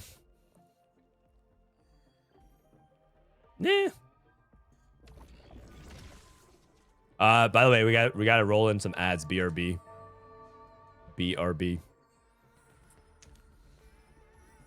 Think it'd be good for basketball to see them come together and be successful one last time. Yeah, exactly. It's like the last dance, but they can't call it that because Jordan would sue them.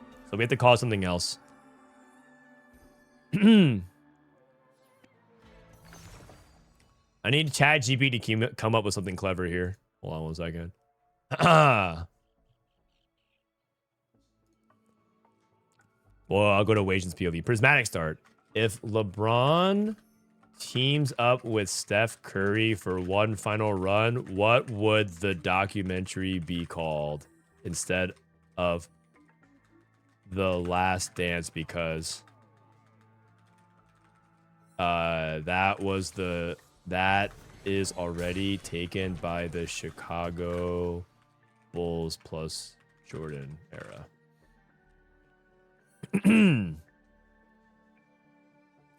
Let's see what ChatGPT comes up with.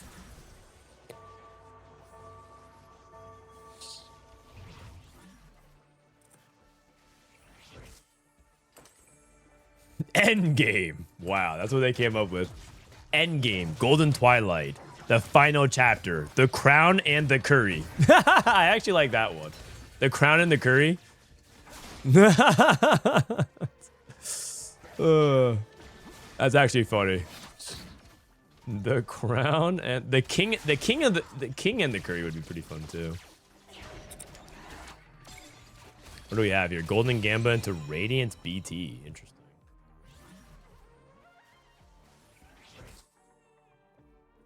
Level up for Wasianiverson. Gobosteur with Golden Gamba missed. Sheepstick. Golden Gamba hit. Buried treasures for Jedusor. Shimmer Scale Essence into Jax too on the mountain. Jazz Latte. Forged in Strength into Eternal Pact. Achi Pandora's Radiant Warmogs. And then Living Forge. If the Warriors pull us off and trade for Anthony Davis as well, they're going to be so old, but I'm down for it. I mean, yeah, the whole point would be like the Warriors, first of all, they would definitely make some money on merch and take ticket and everything like that. Like it's not like they wouldn't make money on it. Or okay, they would be losing a lot of money, but it's not like it would be a complete pocket burning situation, although they might. But also, it's just like good for their brand in basketball, which is like long term. Isn't that kind of like what you're doing? Isn't that what you're doing? Like the whole point of like being an owner in the NBA is just to like make your franchise worth infinite. And if you do that as the Warriors, isn't your franchise worth infinite? Like if you also think about it, the Bay Area is chock full of multi-millionaires who would just love to spend money on something, you know? Like you release this like special edition LeBron jersey from Golden State. You do like a crazy card for him, right? Fan night props and last ones would go insane. And these Bay Area tech guys just have way too much money and are way too depressed and overworked that they need some stress relief / ways to flex to seem like they're doing something meaningful with their lives instead of toss away their best years of their life to the AI machine. Isn't that just like actually a gold mine? Yes. What's the best mouse for TFT? I use wireless mice, but you can honestly use whatever. Cryogenic Hex, pretty good. Who's gonna take the gold? I think if you're Wasianiverson, you might take Divine Investment because it's worth a lot of gold, plus you get maximum interest, and that has good synergy with level up. So I think Wasianiverson might be someone that takes gold here. A lot of people took Cryo, though. A lot. Actually, did everyone take Cryo? Dude, this Warwick is flashbanging me. Oh my god. Can't even see. Warwick. I think everyone took cryo. Cryo. 8 cryos. All right, well. Bro, don't you live in Seattle? Why are you slandering SF so much? Seattle is just as bad. Oh, yeah. I mean, but I didn't even, I'm not saying Seattle's bad. Also, isn't the fact that Seattle is bad give me the authority to say that as well? Because I have also experienced it, witnessed it myself. So game recognizes game. I'm not slandering SF.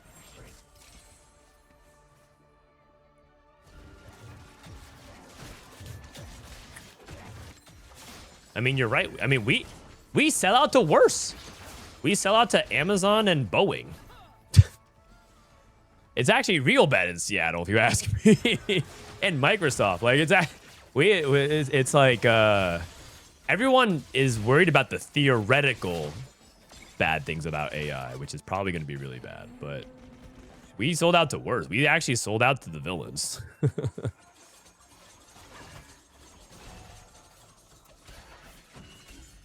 How can you tell by looking? The color of the orbs. I'm looking at the color of their balls. If they're purple balls, it's Yasuo, and if it was red ball or green balls, it was Ahri. Every god has a specific color. Ahri is green, Thresh is red, Yasuo is purple, Ekko is gold. What if they were blue balls? That's the color of your balls, Don Toya. The cuck god. That's you. I live in Virginia, aka the data center capital of the world. This shit is so annoying. True.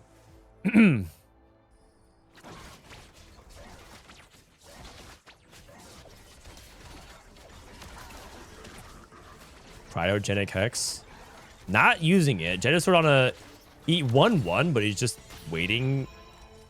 I guess he doesn't know what he wants to use it on. So yeah.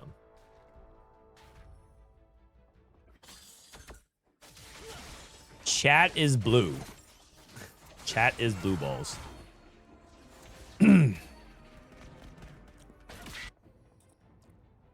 I live in Chicago. It's basically Seattle if you replace Starbucks and the booming tech industry with the highest homicide rates in the country. Woof. Woof. How about your balls? I mean, not that anyone needs to know, but empty. If you play TFT 100% perfect, will you always place first, or is the element of luck too much influence? Perfect TFT? Well, perfect TFT is probably... I mean, it's like AI TFT, right? I'm pretty sure the theoretical perfect AI has like a near 100% top 4 rate.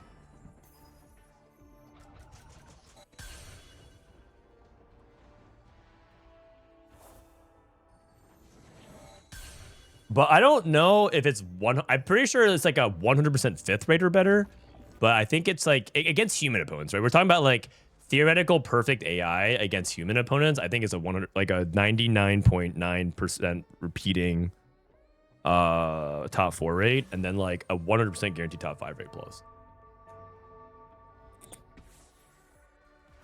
There's just too many ways that humanity gives up edges in a ton of different ways. We shortcut so many things because we just assume that it's just like easier.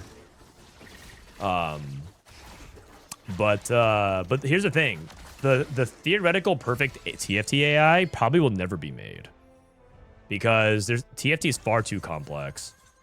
There's been people who've tried to make TFT AI and they get it to like a spot where I think it's like diamond or masters level. But the number one problem with it is that TFT patches too fast. It patches way too fast. And then for AI to go through all the simulations and like all the runs and everything like that to learn everything, it just takes too long. TFT is too fast for AI. And that's actually a huge strength of the game. I actually think that a lot of other games, like chess is something that engines already are way better than humans are at. But I feel like there's no TFT engine.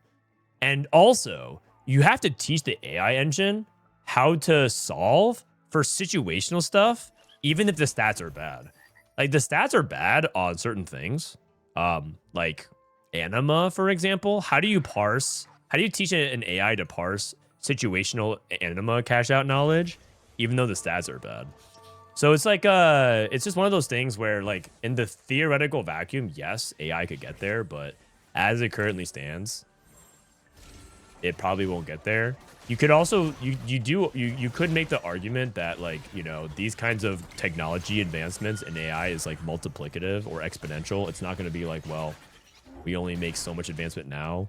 In a few years, it'll get like multiple times better and it could teach itself. It could teach itself. And like, yes, sure. But I'm just saying, as it stands right now, the theoretical TFT AI can't keep up. It would just play 50 billion games and know what's good. I mean, you're just making shit up. But yeah, like that, theoretically, yes. If we're talking about like what it will do, it'll figure it out, yes. But the reality is it won't get there. Feed it all the API before it plays its own first games. That's also like something that I think people are just making up as well. Like the API doesn't give you, like Riot will never allow that, and also it won't.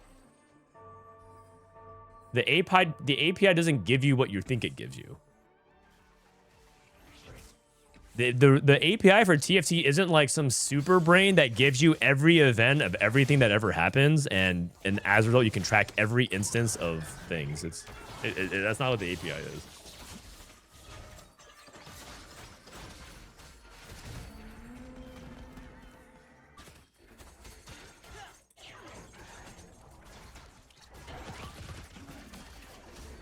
Before OpenAI made ChatGPT, they made their model learn Dota 2, and their team of 5 bot beat TI winners. Yeah, but TFT is even more complex than Dota, I think.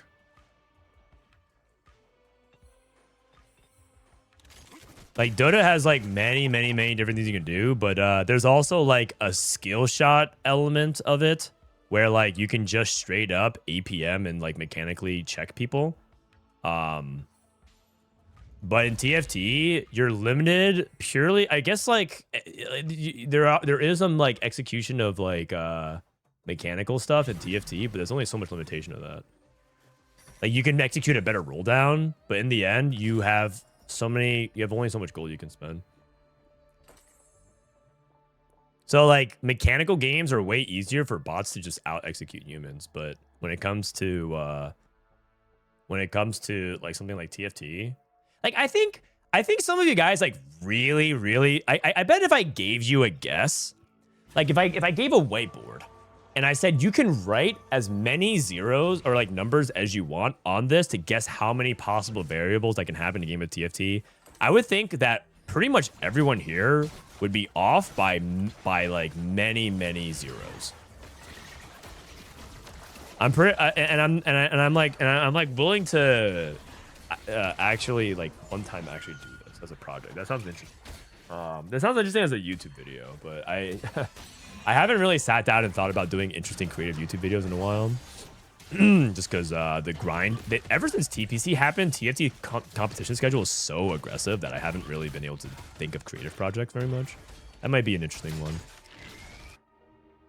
I'll ask 100 TFT players to guess how many, to do like a guess the jelly bean jar type of game. 3-6. Are we cashing out here if you're Artix? I don't even know if there's a word for it, for how many possible variables that can happen in a TFT game. Let alone the optimal paths, right?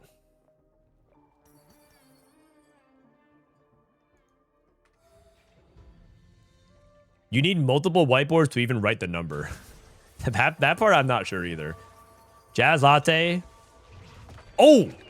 A full grief on ArtixRx. Damn, Jazz Latte tried to take him out. Wasian playing for the 100 here.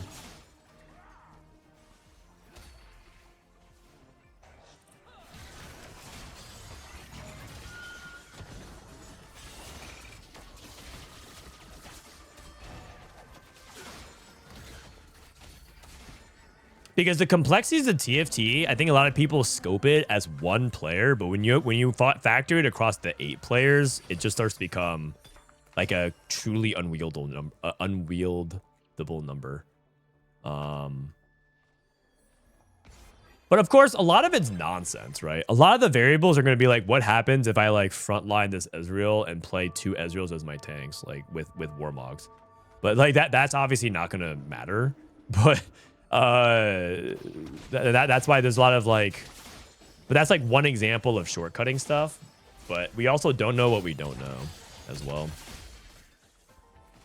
And that's what makes it interesting, I think. TFT is a really interesting game. There's some data engineer or AI data people that are actually trying to create an AI TFT as part of their projects, and I'm curious where they go with that, because some people are really actually intrigued by this game, and almost in like an autistic obsession way. And I think that it'll be interesting to see what they come up with. Those people are some of the most diligent, or like they're like the most obsessive about it, and they will like not rest until they come to a satisfying conclusion. Okay, Setsuko with pretty good roll down here. Picked up pairs of everything.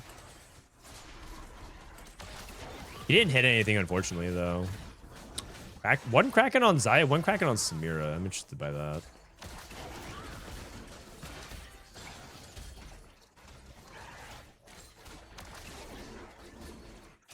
He lost his streak. Wasian at 37, but Wasian's going true fast now. He's looking for econ here. I think if Wasian could take, I guess, what's the best thing he could possibly see? I mean, explosive growth might be too slow. I think he might just take like invested or something. Hedge fund. Grab bag is just gold. Staffsmith is also quite good because it can give you items to stabilize. Gonna go like right now. 32. Oh wow. Oh, grab bag actually lets him make Leona 3. I just realized. Oh, and he doesn't have Leona print. So I think you're supposed to just dupe Leona and then maybe dupe, yeah. Oh, Lowy. Okay, yeah. I was gonna say dupe Mordekaiser, but he has a Lowy pair, so that makes sense. Money Monsoon, yeah, but for gold tier, it's like kind of awkward. The fact that he went now only meant he had 30 gold, so he didn't actually have that much to roll. But I think he senses that one, he can't. There's an anima player, so he like can't really go down to true 1 life, and 2, people are gonna be like taking his units pretty soon. The longer he waits, the less like he's gonna hit some of these dudes. Like this guy, ArtixRx. Oh, he didn't cash out 400. Oh, he got griefed by Jazz Latte. Cash out. BBC Jinx. BBC Jinx. You just have to play it. And you have to play like some bad Nova setup. Oh my god. BBC Jinx. Needs to find like Kindred. You can play like Kindred, Maokai, DK, or Kindred, Urgot, Macaulay, BBC Jinx. He's hit Mech 2 first. That's true. Mech 2 is really important here. What's it like in Seattle during the World Cup? It's chill. I mean, I think that Seattle's a really big sports city. They really love their sports teams, and it's like chill, but it's not like New York City when the Knicks won, you know, where people are climbing on street signs and pulling each other's pants down. Lovingly. There's not like straight vandalism happening. You saw that video? Of course I saw it, man. That was crazy. There's like people are just hooting and hollering. They're like, no, I want to climb on top of the street light and take my clothes off. They're like, no, I'm going to help you. And they're going, they like took her pants off or something.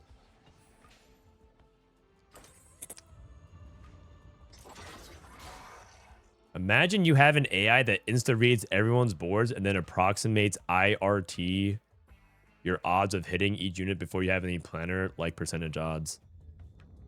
I mean, that's like to play as a human. I mean, I feel like that's too much of an assistance. Like part of what makes TFT fun is also the limitation of humans. I think TFT becomes like, I wouldn't watch 8 perfect AI TFT robots play against each other. That sounds boring. In fact, I actually don't think I would watch robots of anything play each other. I think the human element's what makes it fascinating. But then again, I'm a human, so I'm biased. Maybe robots would find that interesting. Ryan, thank you for the 35. Unless it was like one of those things where you could take pills. You know the like the Matrix pill personality quiz stuff, which is like you could take one of these 8 colored pills and they like give you a superpower. And one would be like, you always do your roll downs perfectly, no matter what, and you always spend the right amount of gold. The others, like, you always have perfect line selection, things like that. If each AI was like specifically a 10 in one thing, but like average at everything else, I think I would watch that. Wasianiverson down to 2 HP. Blitz 2, okay. And okay, now we're hitting. Now we hitting. Yeah. The thing is, he doesn't have attack speed on LeBlanc. How's Artix doing? Artix has his Bard 2 in. So also played BBC Jinx. Jazz Latte cashed out. Played Acel. Oh. Wow, these artifacts are quite good. Lichbane is like 60 AP, 55 AP. That's death cap. This is 40 AP. This is a bunch of mana regen. Actually, I would like to see a little bit of mana regen on the Karma somehow. Actually, ours Ahri's like way better on Acel though than it is on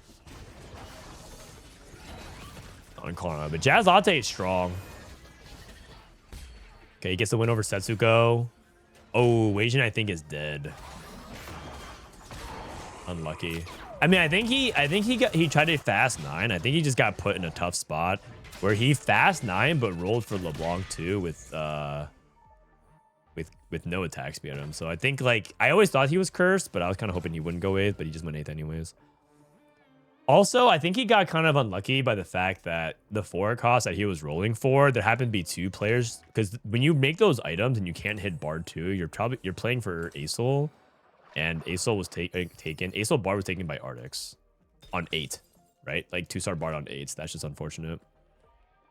But we talked about this before, which is like, why did he go so early? Is because a lot of his units to be taken out. Sheepstick, Zaya. Setsuko. I feel like if you get a clean Zaya angle and you're ahead, your AVP is like in the low 3s. It just has to be. Zaya is so good from ahead if you're in a good spot for it, and your items end up being decent, which is double Kraken is like more than fine. That's like quite good.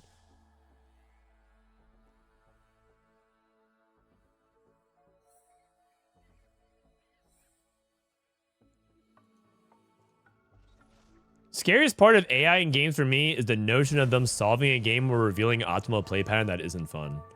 Yeah, but I wonder if you could teach AI also on how to make fun play patterns. And then that combined with human ingenuity could create new things. Because if there's one thing that I have to say about the games industry, about media in general, is that a lot of it is just kind of recycled stuff. Like, in the end, it's just kind of repackaged in a way that we've kind of seen a lot of stuff. And part of what made auto chess really interesting, looks like Artix also died as well, the Jedusor. Really? His Anima board lost to that? Oh, because he's playing BBC Jinx, though. BBC Jinx is low cap. Even TFT sets, right? Like TFT sets could definitely use more breadth of inspiration. Unlocks was like a novel idea, but like you would want them to come up with like more interesting stuff, because in the end, TFT comes up with a lot of interesting ideas, but they're not really good for multiplayer. A lot of the designs for a lot of the designs for TFT feel similar, like, oh, gain shield and damage amp or gain resistances, because those feel like the most fair and foundational. But you can definitely create a lot of unique ways for TFT stuff to get interesting activations and things like that. But then they either become really degenerate and problematic, or they just don't do, they're like too complex. I don't think TFT is limited by creativity. It's limited by like the fact that there's 7 other players in the lobby that want to interact and have fun with it.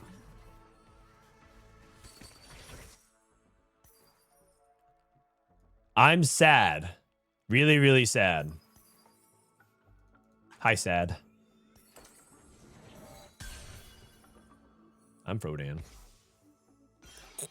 That's the hope with the Unreal Engine, that they could realize more stuff. Yeah, exactly. That's part of it for sure. We'll see. We shall see. Smear 3, Orn 3, Space Groove. This is the last Scrim game of the day, by the way, so we're probably going to go into ranked after this. Just as a heads up warning, because some people might be joining and being like, oh man, I'm just in time. Nope, you're late.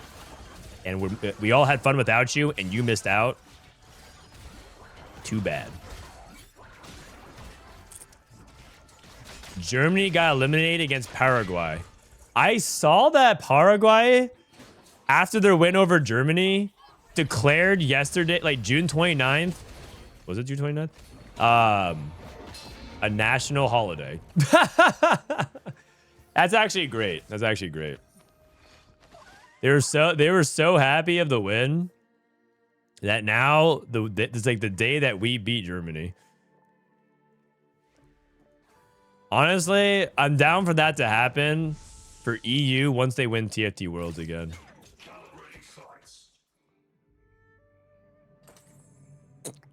What was the endless bitching augment actually named? It was endless pizza. Endless pizza. Fingers crossed for Mexico later against Ecuador. Who are we rooting for? I don't know. I'm just a dumb American. Actually, I'm kind of rooting for Canada as well.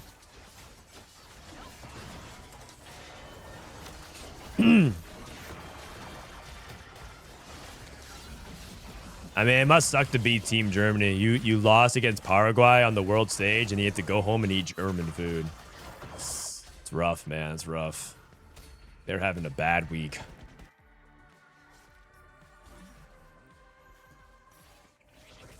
Setsuko ended up losing a lot of stage 5, but I think he's stable now.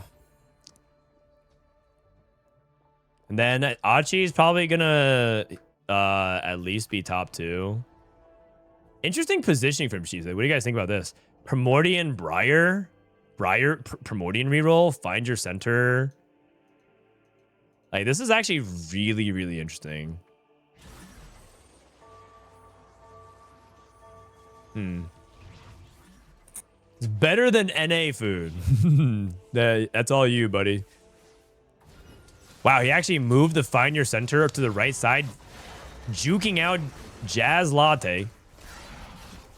So he wanted to go for the right side lane, Find Your Center off onto Maokai 3 at the last second. Is that going to be enough? Nah, cute. Very cute. He was hoping to get the wrap, but he never actually got to the back line. Jedusor.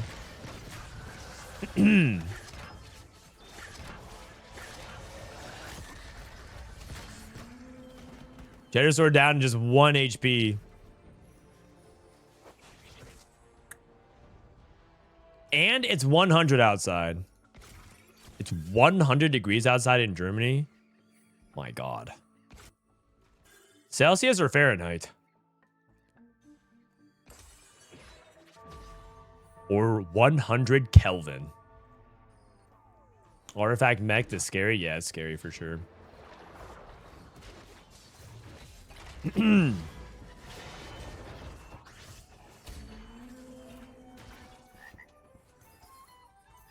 Can Jazz let they get to 9? It's kind of close. 44.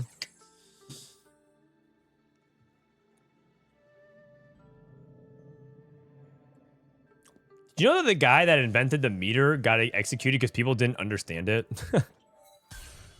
That does sound like something that would happen in historical times. People were so anti-science back then. Thank God that's not like that today. We've sure learned a lot over the years.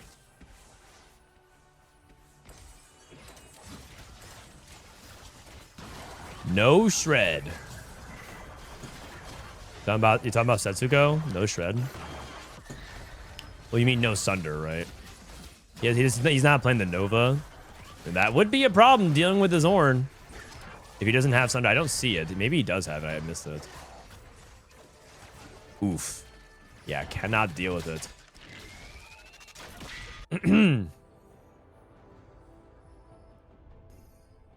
He bought out a gold bar for 1 meter to show what it was, and they executed it. I mean, did they execute him for, like, stealing the gold bar or something? Like, what's...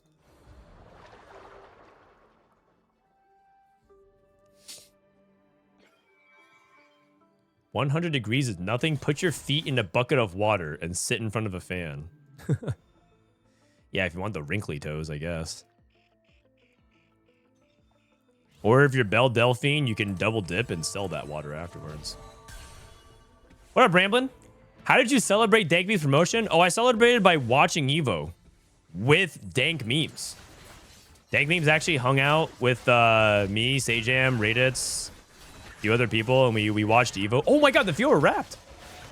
And we watched Evo, and we played 2xKO. Which is actually a really fun experience. I think 2xKO, just like sitting down with the friends, the homies, the group, and just playing duos. It doesn't matter if you like 5-0 or 10-0 or whatever. You just sit around, trade partners. It's like one giant Riot Games orgy. You just sit around, trade partners, and hang out and have a good time. You just sit down and just relax.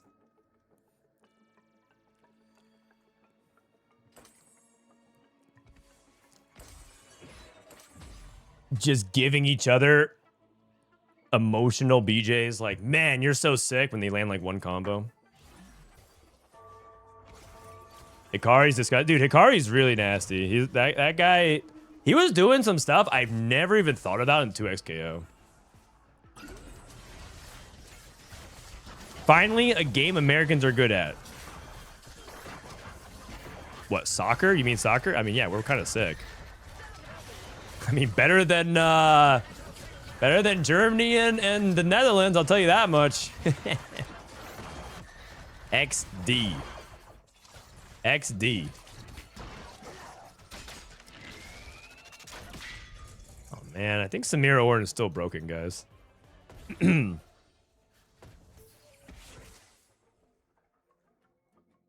Actually, I saw the stat yesterday. I was watching the end of the Morocco versus the Netherlands game. I saw the stat where the Netherlands, whenever Holland's gotten to overtime for penalty kickouts, they've lost 7 of their past 8 in like OT shootout. That's crazy, actually. That's actually a crazy stat. To lose their last 7 of the past 8. That's actually an insane stat. Because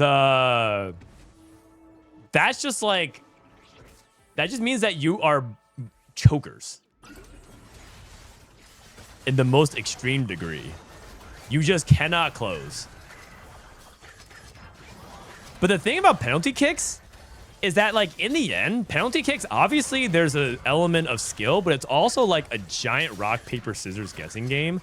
Imagine you've lost 7 out of 8, like you're in the world championships and you've lost your past 7 out of 8 rock, paper, scissors to move on. Oh man, Samira Orn is so good.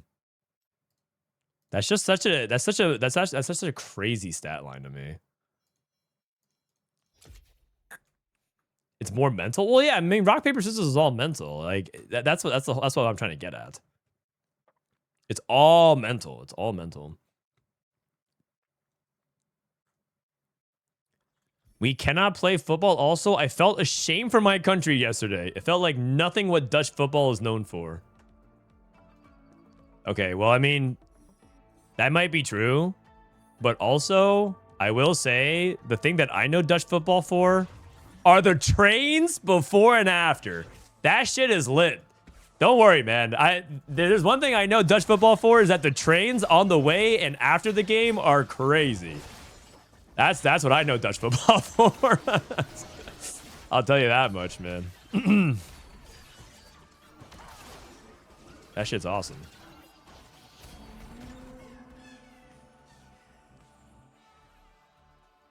The pre-games and the post-games. Well, okay, maybe the post-games after you lose, but... Our Dutch team is notorious for not training penalties because they see it as a lottery. That's the wrong mentality. Yeah, actually, you're right. That actually is true. You might need to train that. Although, part of it is like, you probably don't need to practice it that much, but you also should practice it. All right, by the way, this is, we said that was the last scrim, but they actually ran a bonus scrim. This is a bonus scrim with APAC and CN and EU. I think a lot of the NA players logged off. No Paraguayans talk to me. I don't know if TFT is really that big in Paraguay. Not as big as soccer, at least.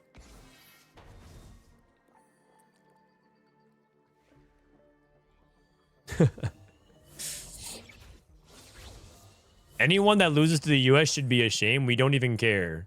No, I mean, some of us care. Some of us care. Just not a lot of us care. But some of us care.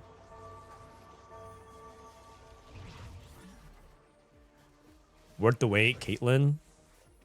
Spirit of Redemption. Birthday. Do you guys want to go? Do you guys want to play ranked, or do you guys want to watch a little bit more scrims? We do have me first to Wraith here. Concentration. Solo play it. Treasure hunt. We can hop in some rank for a bit. The worst was the German team. All the kickers didn't want to shoot because they were too stressed. In the end, a guy who never shot a penalty ever had to shoot and he failed. Oh. But isn't that like so real though? That's like so real. In the end, if they were all just robots that didn't care about it, that would make it so much less enjoyable. I feel like that's the good stuff, man. I like watching people stress. That's why TFT is so much better if people have cams on. That's why when I compete in tournaments, I put a heart rate monitor on because I think people enjoy watching the stress. I mean, that's what makes it fun, man. I don't get why Goretzka is on the team if he refuses to take a pen and also be a shit player. Damn. Rough. That's rough, man. That's tough.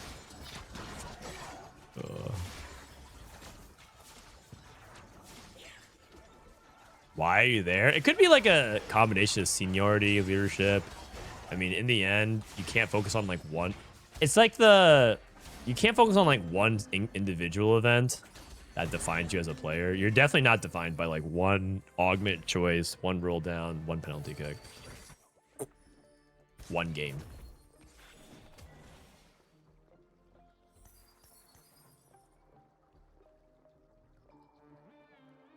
What are we watching instead of you playing? We're watching some pro scrims for regionals. I mean, do you? I mean, we could go and play some games. I'll put it to a vote. It's just that ads are playing right now. I'll just put it to a vote real quick. More pro regional scrims or ranked. You guys can vote 1 or 2. If you type 1 if you want more scrims. The thing is, I can only watch whatever I see, right? So there's only a couple more scrims going on, or you can watch some. We can watch some rank. You can just type 1 or 2. Some people are defined by one play in sports, but most of the time, you can't be defined by like one game. All right, you guys are back from the ad break. We're voting on whether or not we want to keep watching Scrim. Ooh, okay, Caitlyn 3. Or if you want to watch some ranked gameplay, I'm down for either. I actually like, for concentration, by the way, there's some people playing some 5 conduit builds, which I think are interesting. Looks like more people are voting scrims at the moment, so we'll close it for now. It looks like it's slightly more scrims, but you know, if scrims start fizzling or like it's not interesting of a player lobby lineup, so I still think this is interesting. You have YBY, best APAC player. You have LiShao. You have China representation here. LiShao's a top player from CN. Gobo, who is probably top 2 in EU right now. Some people would even put Gobo top 1, but I think he's top 2, top 3. So you have like a good mix of players here. A lot of Vietnam representation. You have Royal and Grenade. Jedusor is top 1. Who's the best player in EU? Now that Double is out of tier 1, who's the best EU player? I don't know if I would put Coco there. I think it's probably Gobo. Gobosteur. Jedusor. It could be Jedusor, man. Jedusor might be the best. It might be Tartman. Who knows? Kubiksan's high up there. But I think Kubiksan kind of struggled. He's like hot and cold. The thing about TFT is that there's 2 ways to evaluate people. There's the like how they look right here, right now on this patch, in this lobby, in this game. And then there's like the raw horsepower evaluation of like their potential, their engine, their like raw ability, there's like raw intuition. And a lot of people tend to mix them when they evaluate people. That's why some people will like perma rank certain people at specific, like at like top 3. Like I think people will always perma rank Setsuko very high because his engine is so hot. He just has so much raw horsepower. Even if he doesn't have results compared to the people that he's often measured up against. What's the Jedusor pause, Laura? I missed it. Ooh, you should go watch the Don't Talk If You Don't Know episode, Belk. Bryce and I reunited to talk about it. We broke down the controversy. We showed the clip. It's on YouTube. You should go check it out. We revived the podcast to talk about the competitive ruling, but the TLDR is a player paused in the middle of a tournament because he was too stressed and his apartment was too hot before a roll down on level 9. In a place where he was not allowed to pause, and then he won the tournament in a checkmate lobby, which caused a lot of controversy. Link it to him. youtube.com/@DTIYDK. Right here. Look at that thumbnail with Bryce. The reunion. TPC competitive ruling Jedusor. Man,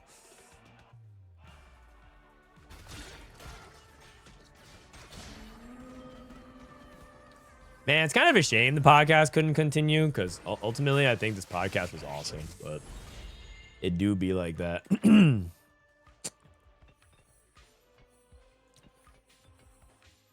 Now that you said the TLDR, it really puts into perspective how ridiculous that was. Of course, man. Now do you believe me when I say that the best kind of TFT drama is the meaningless drama? When I say like this Jedusor pause was like perfect. It's like obviously not okay and it was against the rules. But it's also like completely low stakes and like who cares? There's like real drama that's like, oh, this person was like an evil human and when he needs to be excommunicated. It's like, oh shit, that's like you can't even make jokes about it. It's like kind of bad. You make jokes about it, everyone's like. But now we can move on. Everyone knows Jedusor's a beast. Everyone knows that the pause was against the rules. They're definitely not going to do that again. And also, we get a fun meme out of it. Like, isn't that like win-win-win? I mean, it's not win-win-win in the sense that Jedusor's out $2,000, but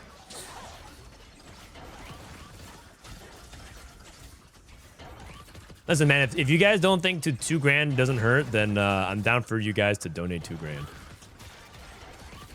to like an animal shelter or something, if you guys don't mind. Robin was running a charity stream. You can go donate to his campaign.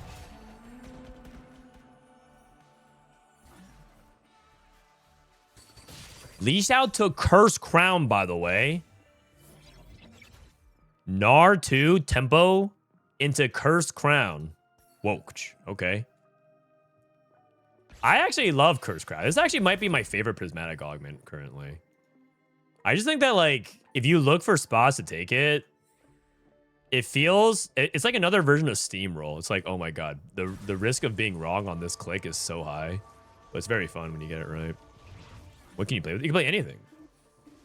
The reason why this augment is good this set, well, one, they buffed it, but two, is because this set has very dynamic traits. Like the trait webbing is very robust, and so and they also have flex units like Rost and Morgana that you can always, like every comp that gets played can find units to squeeze in. You can always throw in, like in his spot, LiShao can always just throw in more Meeples, more snipers, more Voyagers, Rost and Morgana, flex 5 costs like Shen. It's like you can justify it, but it's also more expensive, and also if you take hits, you get hit like very, very hard. So it's like I think Curse Crown is like super fun. You can play like a lot of different things with it. Inpath trying to go for Samira. His items are like okay. Royal took worth away Caitlyn and lost every fight, sadly. Birthday Reunion Fast 9. Gobo with Sweet Treat Spirit Redemption. Looking for Lissandra 3. I've been in this spot before where like I don't streak with stage 3 with Lissandra because it's prismatic. And I think yesterday I went 8th. Because I was too far behind. So I'm wondering how he handles this spot. Also, he needs Jewel Gauntlet. He has Voice Tap Jewel Gauntlet. Stoneplate number 2, probably. Oh, he's gonna go Vow? Okay. And go Spark. Ah, that makes sense. That makes sense. So he gets shredded this way. And then he also saves the bow for anti-heal, but he also can get Yasuo into Solar Hex. This is smart. I like it. I like it. I think this is good. And he has Cosmic Hex, so he does have like good scale. I actually think Gobost's like fine. I think this is well done.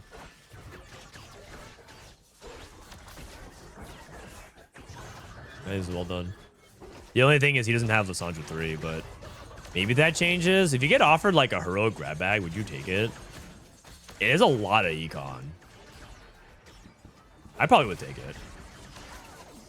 LiShao loses. That's Curse Crown losing from the 20 HP loss. Ooh, rolling for days is pretty good here. That might be the best silver you could have asked for. Rolling. That way you can roll without having to use his gold. That's huge. Bowman Death, rolling. Bowman Death, by the way, he's actually been a very consistent EU player. Oh, just as a heads up, this weekend I can't cover EU because I'm doing the show out of studio, so I won't be able to like do both.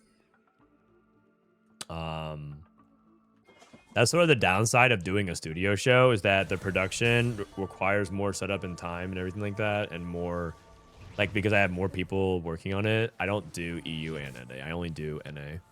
I can try to see in the future if I can do a little bit of EU, but in the end, studio shows take a lot more effort. Thanks, babe. My wife just delivered me a carton of Red Bull. In the end, studio shows, like I have to drive there and I have to set up everything, and my tech guys have to get everything. It just requires more. Also, like a lot more expensive. So, is anybody here waiting for LeBron to the Golden State Warrior announcement? Oh yeah, I mean, I feel like LeBron won't just announce it through like, you know, the usual through Shams or Waj, right? Like I feel like he has to do like a whole thing about it. Doesn't he have to do like another episode special? The Decision, Part 3. This one is serious. Actually, this is Part 4, right? Miami to Cleveland to Lakers. This is Part 4. LeBron back to the Heat.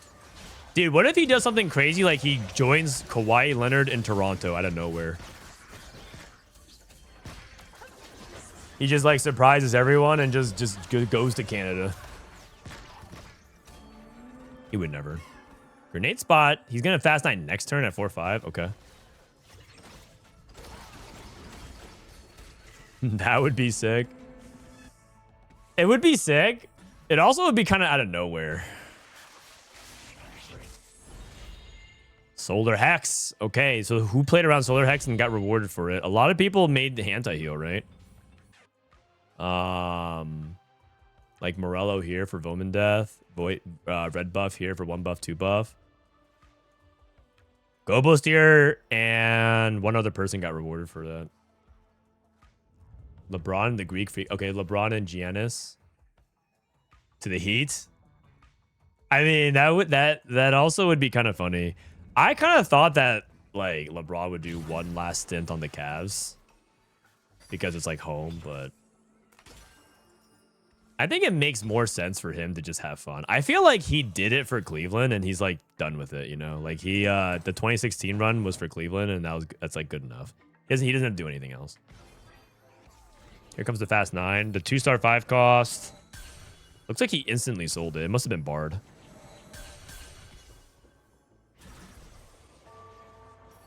LeBron to TFT Academy.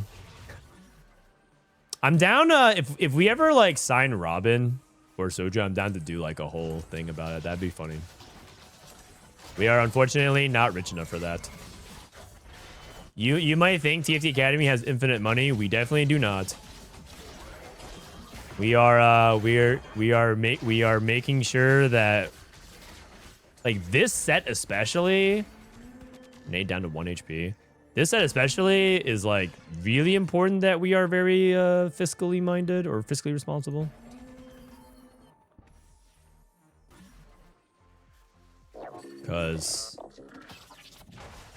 The set was not very good financially, but it's all good. I mean, we still believe in the future of TFT.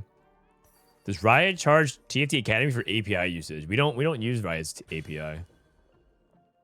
We use a different kind of API. We have a special, unique API that separates us from other competitors. Like Meta TFT uses the API, Tyset Tool uses the API. We use the PP API.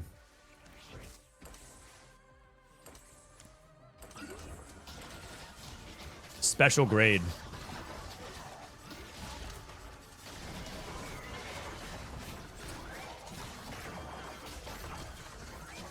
Are the Lakers almost done with LeBron? I think the thing is the Lakers don't want to pay LeBron. And LeBron's like, you should pay me. And the Lakers are like, nah. And LeBron's like, okay, I'll walk. And they're like, okay. And that's basically it. That's the end of it. YBY's played alter forms of like reroll a lot. He played alter Jax, which I think theoretically sounds pretty good. I think he's also going to be playing Cosmic Hex on Jax, and I wonder if he's going to move it off at the last sec, like when he's down to 1 life. Just max greeting Jax and then moving him off.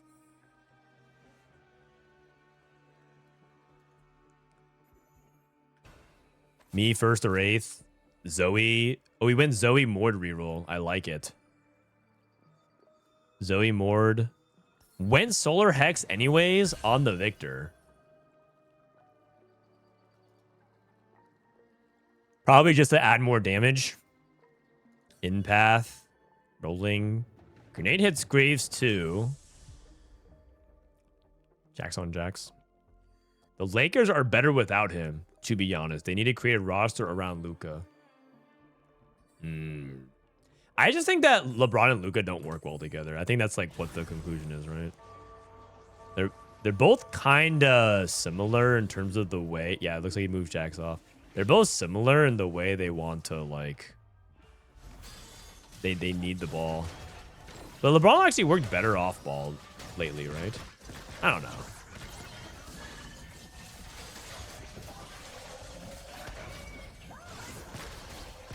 Jax 3.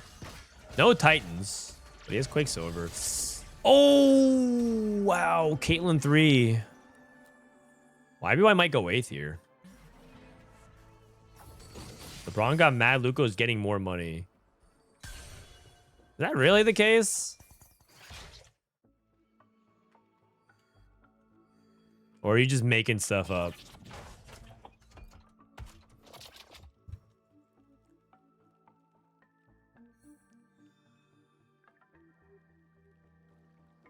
Okay, what do we have here?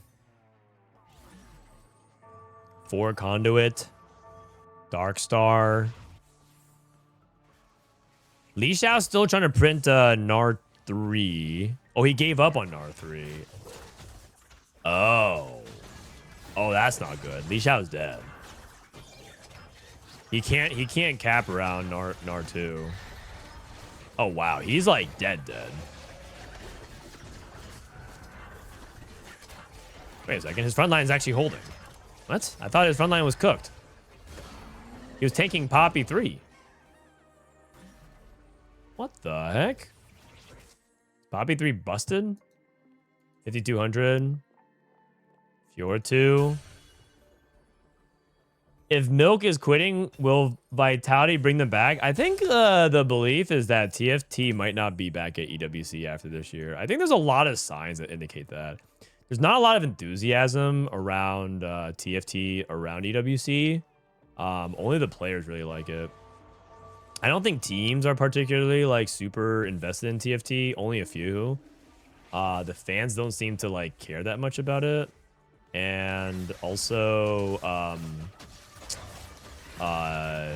like there's not like the sexy element of gaming, which is like you have like a audience that shows up and huge demographic and like the fans are crazy. There's no. Last year they did a live, like the first year they did EWC, they had an audience section and there was only the team managers and admins showed up. And then the second year, they put us off in like a side studio, and literally the only people that showed up was everyone's girlfriends. The team admins didn't even show up. So like the fan, there's just like no like passion around the live experience around it. And if you're doing it, if you're EWC, you're like, yeah, there's no like hype. Like nobody like wants. Like people watch TFT online, but a lot of people don't really care about the IRL viewing experience. But there probably are going to be some people who go to Paris because, you know, Saudi Arabia is like in the middle of nowhere. Maybe that changes, but I think a lot of people believe that like TFT probably doesn't come back to EWC. And that's kind of a big deal. Some of you guys might say good. But I will say that that actually significantly impacts a lot of players' ability to play TFT or compete TFT as a pro. And I know that some people like will say, well, then good because you don't want it to be like, because obviously Saudi Arabia is accused of like many human rights violations.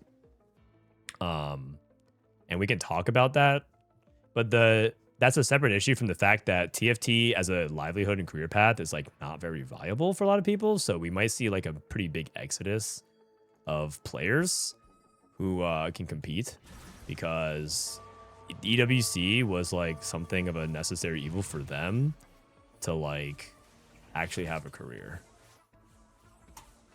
So that's just a reality of it, and that's something that people have to. A lot of the fans who are sitting on the sidelines are okay with that, but that will be something sad that happens. The player base is a bit older. I mean, it's like older compared to like Roblox. LiShao's dead. I mean, he's on Nar 2. That's a good top 4. Nar 2, Curse Crown top 4 is good.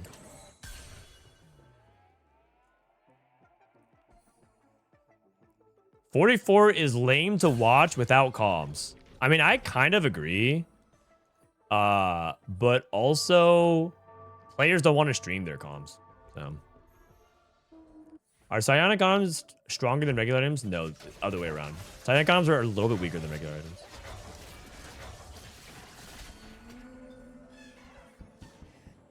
Kern was talking about that last night. Being a TFT pro is not profitable at all. The money's in content creation. Yes.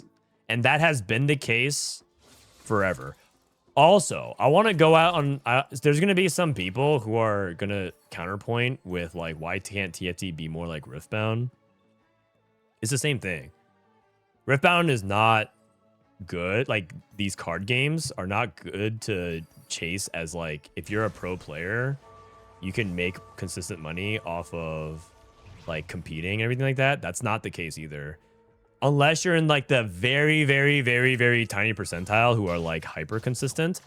And even then, those guys still would be best served by making content. The money has always been in the attention and the engagement and the content and other stuff. If you're a pro athlete signed by a sports org, a lot of times your contract is worth money, but also there's like the hidden amount of money, right? Like Shohei Ohtani has a crazy amount of endorsements on top of it, and that's like a big thing. It's always like unreliable to try to use like your performance as like the way you make money. That's just the truth about anything. That's not like a TFT exclusive problem. Anyways, the point that I'm trying to get at is EWC going away, it's good for like the aspects of like human decency. It's bad for like the health of the pro scene, but we've long sold our soul as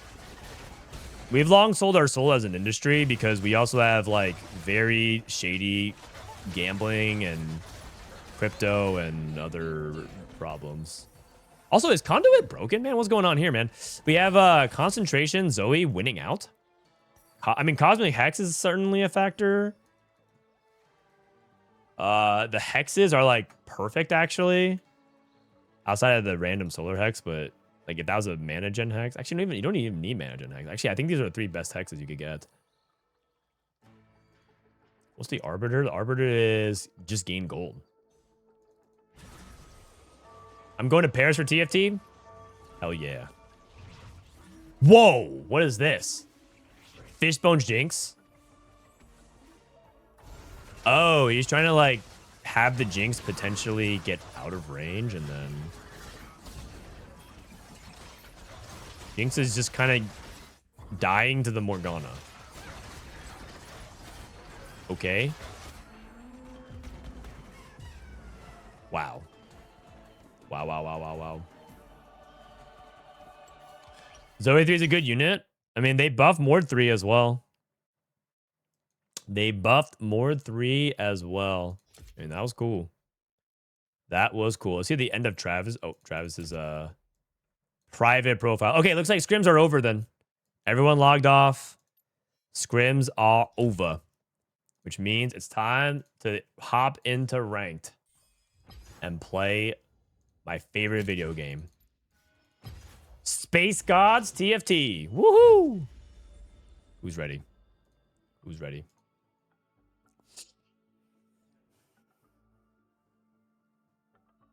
Frodan, you are wilding on this topic in pro leagues that made money from majority players in the contract. Not many percentage off of players get endorsements. Sorry. What I meant to say is they're not making money off of winning the tournament. Like, pro players are not making money. They're not making their money off of winning. A lot of players think that if you just win a TFT tournament, you can, like, be a pro. You get your money through outside sources. What I'm trying to say is the result of the match is not going to directly be why you're able to make it and sustain a career. It's the things outside of it. Can we play some Set 15 Revival? Yes, yes. We can play some Set 15 Revival. You can queue it up, and I will read your chat comments about it. You know, and I mean, I won't be playing it, but it'll be like we play together.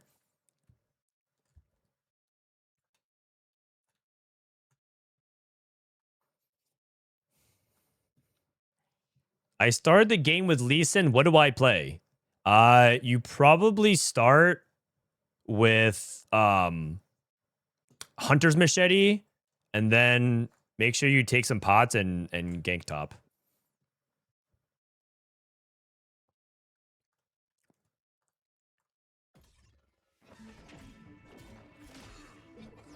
Howling Abyss.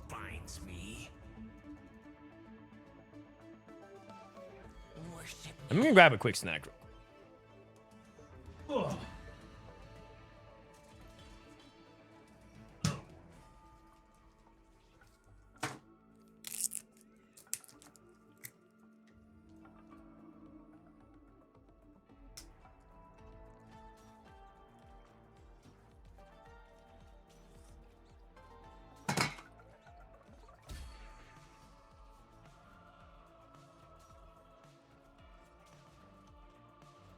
Why are the players not using Tactician Skin while scrimming? I think they were. All right, what are we at? We're at Howling Abyss. Okay, I got some Meeple. Are we meeping? Are we meeping? I can actually make 10 here. If I'm willing to pass Briar and TF. Mountain Lulu. I'm not going to be playing Mountain then. I mean, making 10 here is very powerful. I'd be skipping Briar, but I have Open Rod. Sword. I'll do it. I'll just sell it. It's fine. It's not like I was holding a super valuable unit. I had Twisted Fate Pair. I had Caitlyn.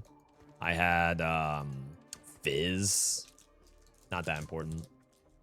I think I would hold Pike here, actually.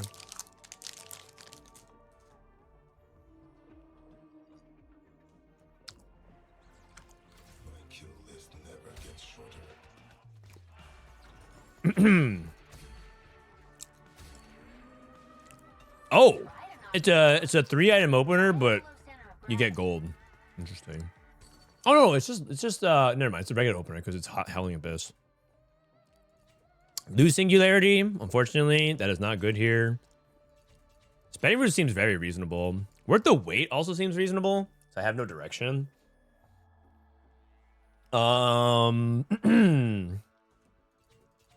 Is it worth the wait or is there Spreading Roots? What do you guys think?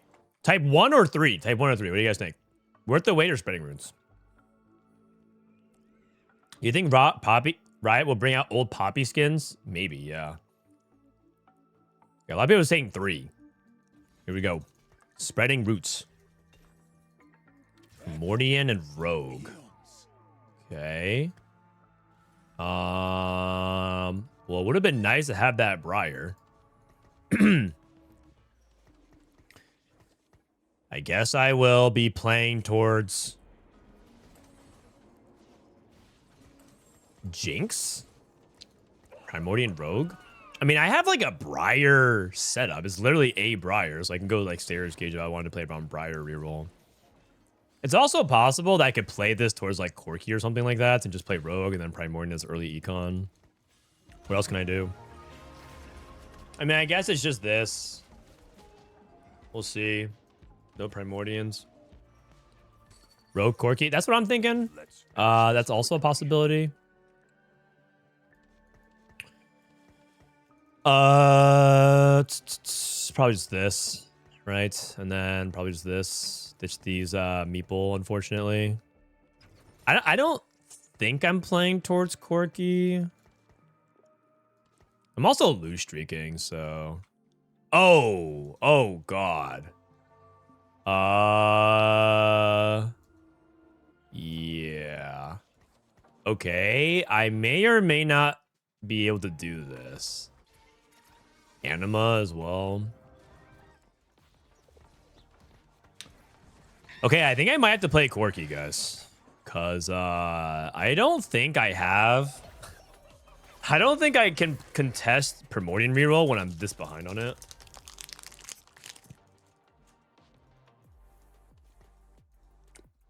I might just hold Ezreal for the possibility of Timebreaker.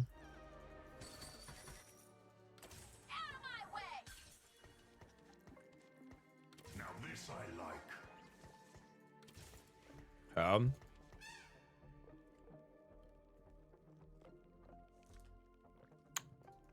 All right. We have a Rogue emblem here.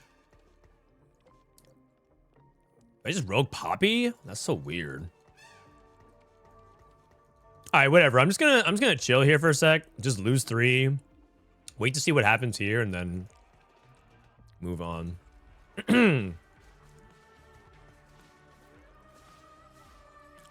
That guy doesn't have Bel'Veth though yet. Yeah, but the thing is, he's going to be playing into that line. I just don't want to play contested reroll. I think contested reroll is just a really bad thing to do this patch.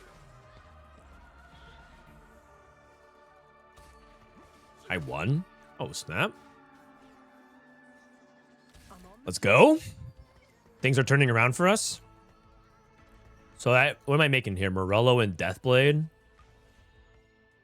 Super parting gift. Okay, I can get like double 3 cost here. Ornn 2? Wait a second. Can I play it's Kaisa? No, but this is Ornn 2 though.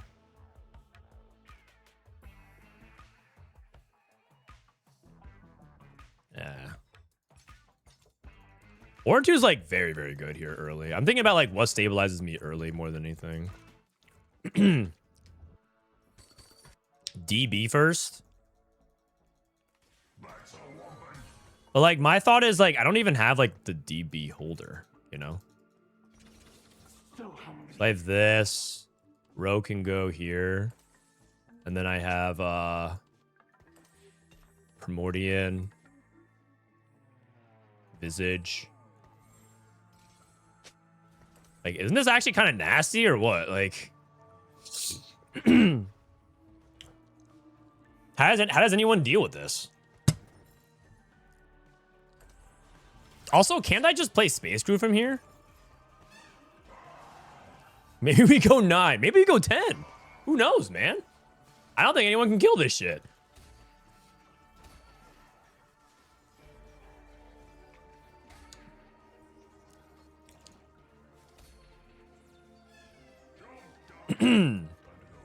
That's why I took Ornn, because I would have stuck on Kaisa pair, and it's like Ornn's like quite good. 3 Meeple. That's probably better than the 3rd rogue here. Why do I have? Oh, I was like, why do I have a? Sorry, unpinned from overlay. Like, why do I have this here? This is 24, 25, 26, 27, 28, 29.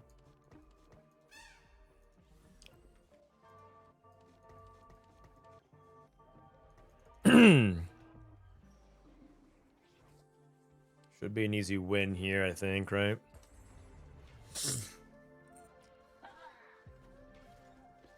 So if I win, I can just sell everything on the right here. I like it. I just don't know if I'm gonna be committing towards Space Groove or if I'm committing towards Corki Riven. I'm still like hedging both. And I don't think like I think it's basically either 1 or 5 Space Groove. 3 Space Groove doesn't do anything really. Positioning that fight was actually kind of bad. My unit got wrapped. I found 3 Primordian. There's a 2 tanky guy.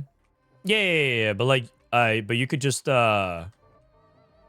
can just play regular Space Group. I meant like playing level 8, like Rogue on Nami. Or sorry, Rogue on Nami, and just play through it. You can just do that. It's not that bad. Because I already have Ornn 2. That's the reason. The reason is because I already have Ornn 2. I need to hold these units.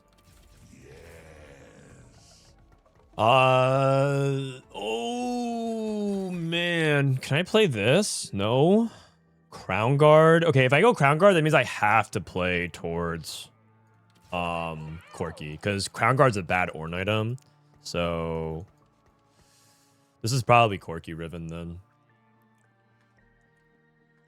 Should I level here and play 3 Primordian? Oh! Okay, whoops. I rolled by accident. That's fine. One roll. One roll good.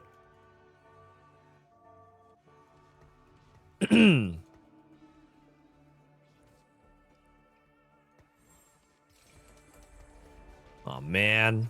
I rolled by accident. I do have a Gragas, too, in my shop. I could, like, drop Meeple.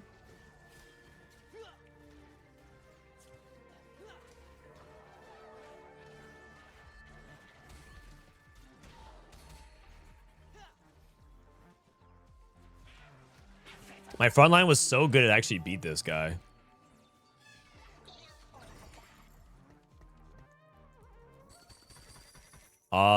That's actually really, really big. Okay, let me go Corki Riven here. Boxing lessons is not that good, I think. Tax. I don't have that much econ. I might take Best Friends. I think Best Friends is good. Misconnections. That gives me nothing. I'm gonna go Best Friends here. So I have this. That's reasonable. Yeah, this seems pretty fairly reasonable. Okay. Honestly, 1 roll diff, yeah? 1 roll diff. I wish I found Briar. Briar would be really nasty here, because I can get the extra rogue.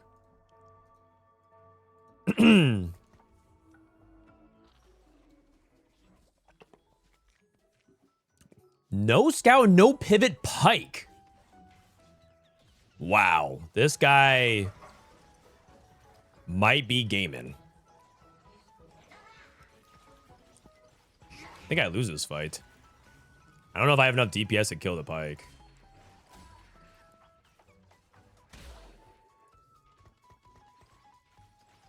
Okay.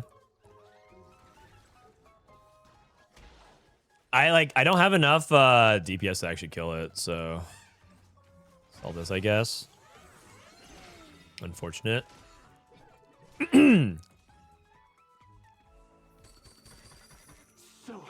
Velveth pair. Yeah. I mean, that's about it, I guess. It was one of those things where Pike kills your back. Anyone that plays front to back loses to me. But the Pike is just a cheese. This is just a cheese deck. It just wants to cheese. Cheesers. Misconnections is 14 gold in units, and cognitive tax is 12 gold plus 3 EXP. Yep. Misconnections would have gotten you to 50G. Yeah, but Misconnections doesn't do anything for me because I already have Poppy 2. And also, I have, I think Best Friends is just like good combat, and I wanted items or combat. Because I was potentially trying to play for a win streak. I was hoping that my econ would be win streak, so that's pretty unfortunate. So I lost, and now I have to deal with the aftermath. I'm gonna be a little poor.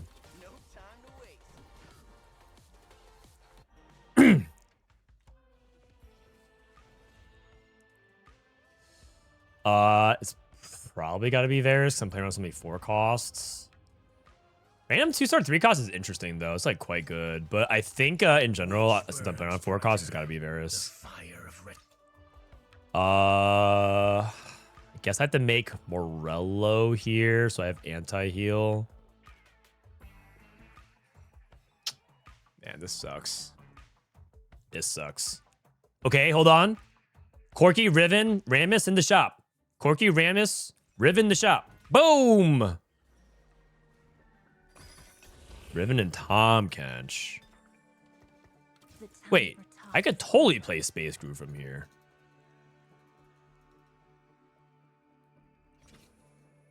The heck? So I have this and this. Tom Kench.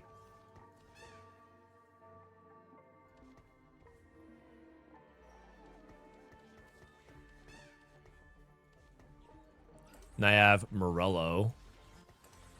That means I probably ditch all this. I mean, it's just that I already have some of the expensive Space Groove units. Also, Morgana's not bad to hold as well. The gold situation is concerning. Yes, I agree. I also do have Primordian though, printing.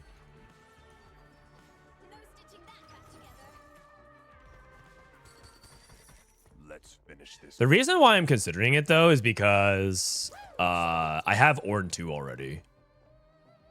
And I think Space Groove is just more efficient itemization wise. How do I play this unit? It's just over this. This is a better unit.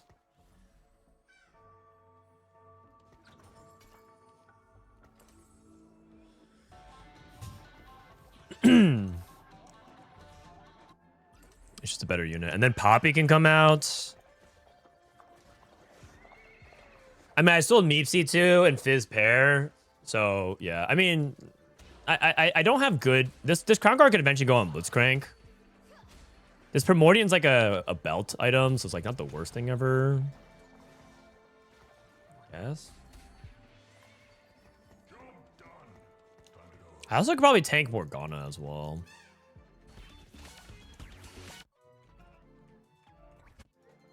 Maybe I was supposed to hold on to Meepsy, but that was like worth a lot of gold. I don't know. Space Groove as well here. I was a 2 tanky player. It's on Ornn pair. I mean, is it really that bad of a spot? I feel like it's to like try to play into Space Groove. I feel like the answer is no. I think it's actually fine, isn't it? You're just a little poor. Yeah, but I also have Tom Kench. Like, I feel like it's not unreasonable here. Kaisa. Man, I kind of wish, like, Rogues was still a thing. Let's finish this quickly. I wish Rogues was still a thing. I have Voids. Oh, I have really good items, I think, for Space Groove. So I think I go Void Staff, Giant Slayer, a Reforger. Oh, I have a Reforger as well. You're right. I think I would only reforge Primordian, right? I think I would only reforge Primordian. So I think I like do that next turn.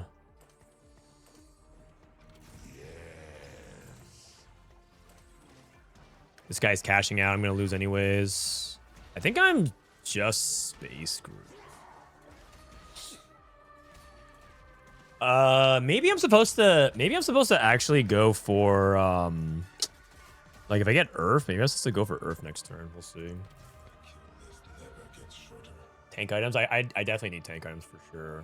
Also, I have best friends and Shen's going to be awkward. I'm going to sell this. This was like in case I want to play around Darkstar or something like that, but probably not.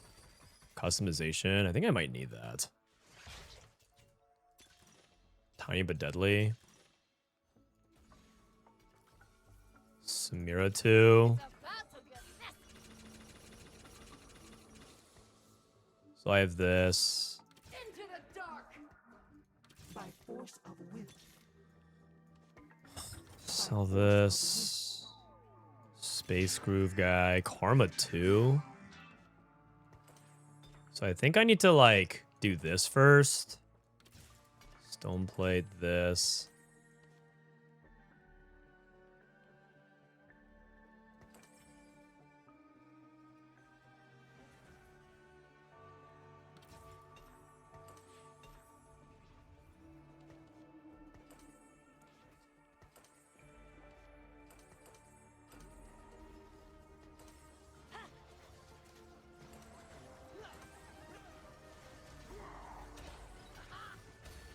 Oh, God.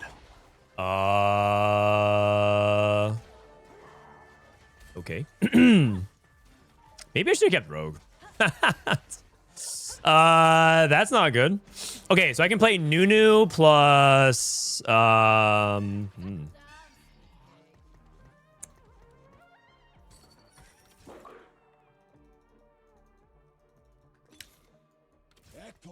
for eons. Riven. Let's see here. So this is it's this 5 space groove. How do I tie this all in? The time for talk. Yi could be a marauder. I'm just thinking. Dot dot dot dot dot dot dot dot dot.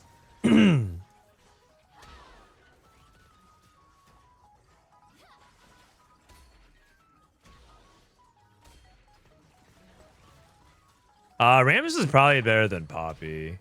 I think Marauder might be impossible to play around. I mean, Marauder's not even bad, just as an emblem in itself. It's just a bunch of stats. Okay. I somehow won. Duplicator bundle. I might take that. I do need Nami too. Duplicator bundle, what does it let me do? How's a 2 tanky guy doing? He's not doing that bad. 13 gold. Well, 13 gold... it's probably better. Just thinking about like what I want to use with the dupes for. I want Shojin. It's like kind of important here, I think. I need mana gen on the Nami because it's a Nami carry ultimately. Soak it up. Jax. Gwen. Riven 2. No looking back. Zaya. This was our So you could do world something like first. this. One turn off of Oracle.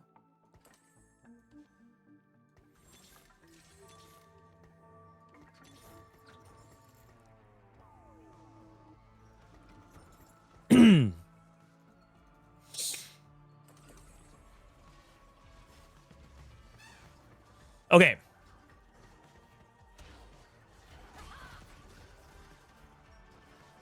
I mean, it's probably not the worst thing ever. to play Xayah there over TK and then call it a day. I have no replicator.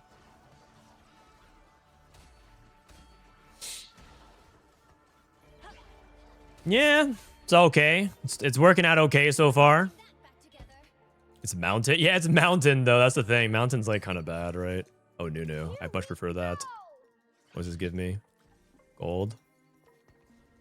So I have this. And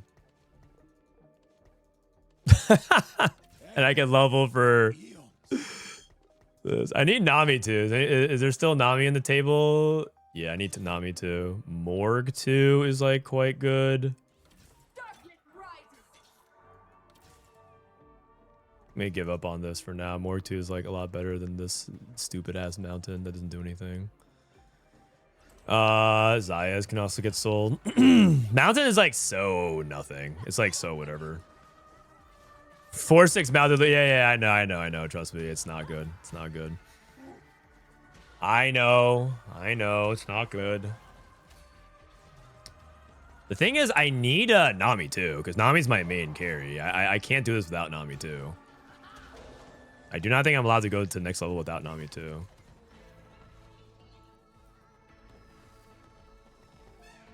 So it's 5 Space Groove, Morgana plus Pantheon.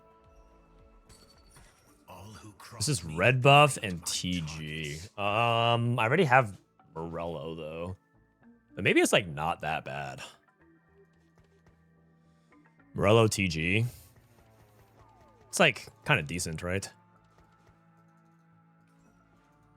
Nunu pair. Pantheon. Old man with a lamp coming through. Shen.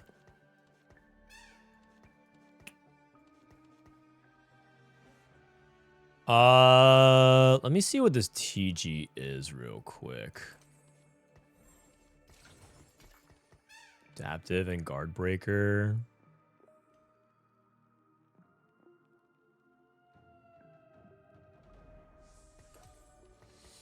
And then I have this.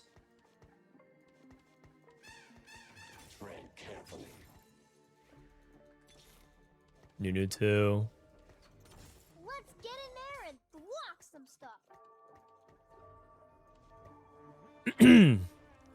No Nami 2, man. That's brutal. No Nami 2.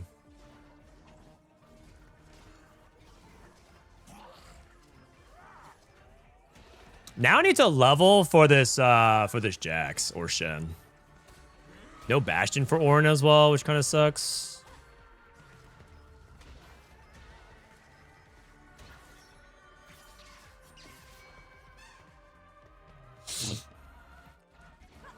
Double burn. I mean, yeah. I mean, what else you want me to do? You know what? I could just hold my 2 bows on my bench to the end of the game. That makes a lot of sense. Nami 2. Wash them away. That makes a lot of sense. We should just do that.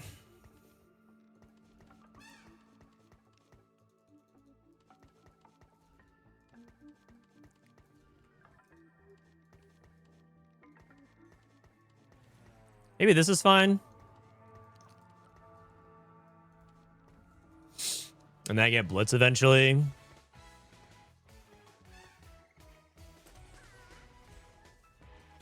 Oh, does Pike go to the Nami? Okay, he does not.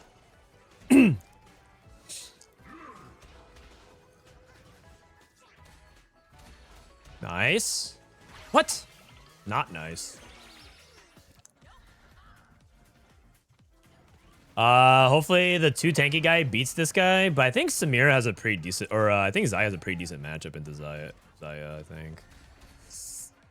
He's dead. Oh, thank goodness. Okay, it's top 4-able. It's top 4-able for sure. I can't squeeze this in. I can't go to 9 either, though. It's tough. It's tough. This is tough. I mean, the option I could do is this as well. I can just drop Riven and give the other units as well. But I think Riven's like a really big part of my damage. I'm hesitant to do that just because I feel like Riven's like a big part of my damage.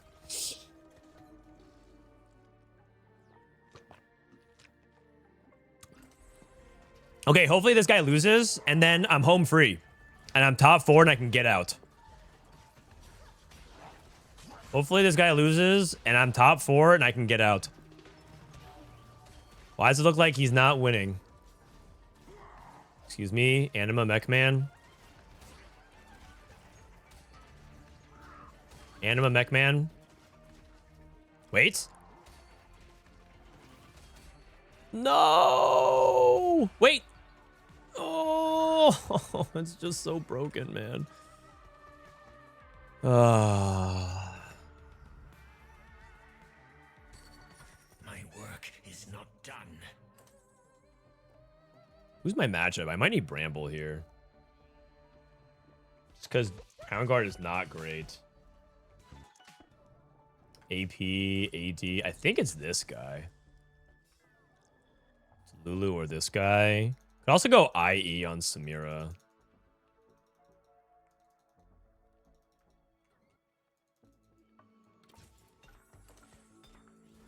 Soak it up.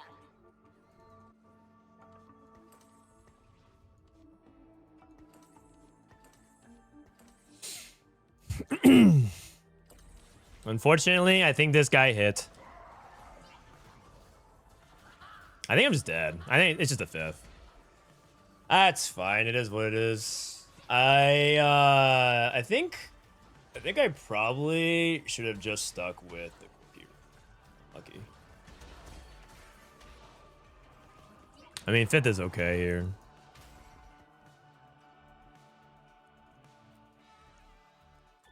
It's actually this guy's fault, the Anima player. He didn't bail me out. Why doesn't Nunu hold items? Because I'm playing 5 Space Groove, so. But I think that ultimately the problem was that the reforge of the emblems is just really, really inconsistent. There's a lot of misses there, so I think I should have just stayed on Rogue plus played on Corki, but honestly, I feel like the Space Groove line was not even that bad either. Both are okay. I think they're both okay lines. I think that should reforge the Rogue emblem there. It's Mordog's fault. Dude, he's not even working this set, man.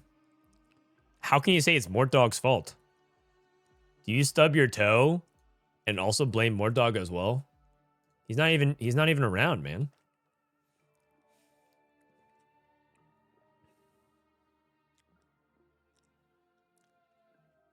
Hey, Frodan, I'm trying to get masses this set, but I'm struggling at Diamond 1. Do you have any general tips for this particular patch to work on?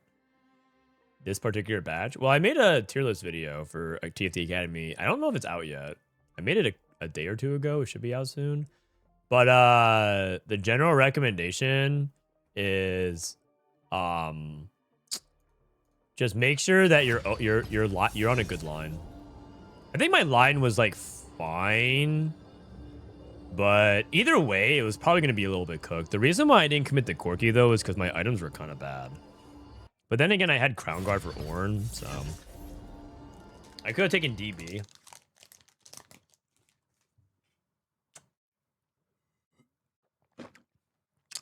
It's Mordog's fault that Germany lost. Mordog's fault that Germany lost.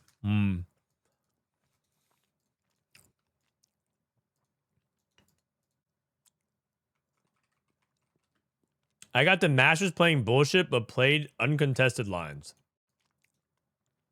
See? Jeff made it just fine, man. You can do it too. I coached Jeff. That guy was lost as hell. And he at Masters just playing uncontested. He's right.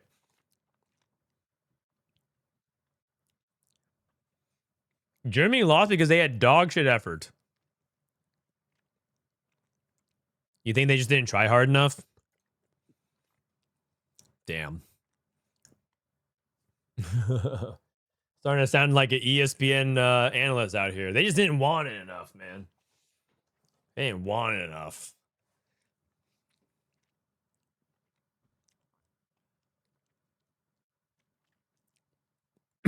Mastery is a good comp for top 4, but it's hard to get it first. Yeah, yesterday I actually high rolled really, really hard. I still couldn't get it first with Mastery. I got a second. Everything went right, and I still couldn't really get it done. If Portable got eliminated, it must be more Dog's fault. Also true. One sec.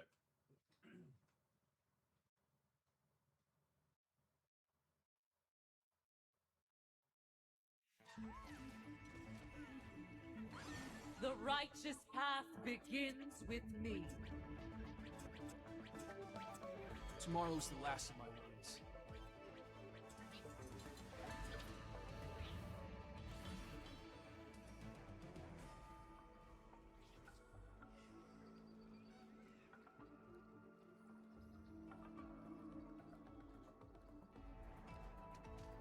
All right.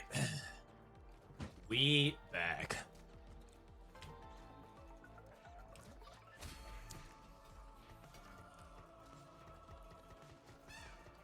This patch feels like line selection is even more important than usual. Yeah, it's because the patch is balanced. Usually line selection doesn't matter as much because the patch is imbalanced. So it's like, doesn't matter, play Space Group. Doesn't matter, play Corki. But in a more balanced environment, your line selection is really important. I did a talk about it. It's on YouTube. You should go check it out. The Altar.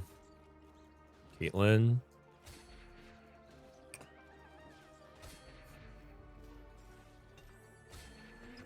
I'll savor this.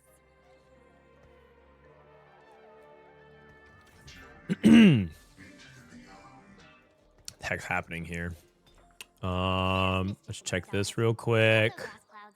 They smell like farts. Sunfire. When they attack 3 times every 4 seconds, maybe gain chance to gain gold. I don't know, actually. None of these particularly seem really good to me.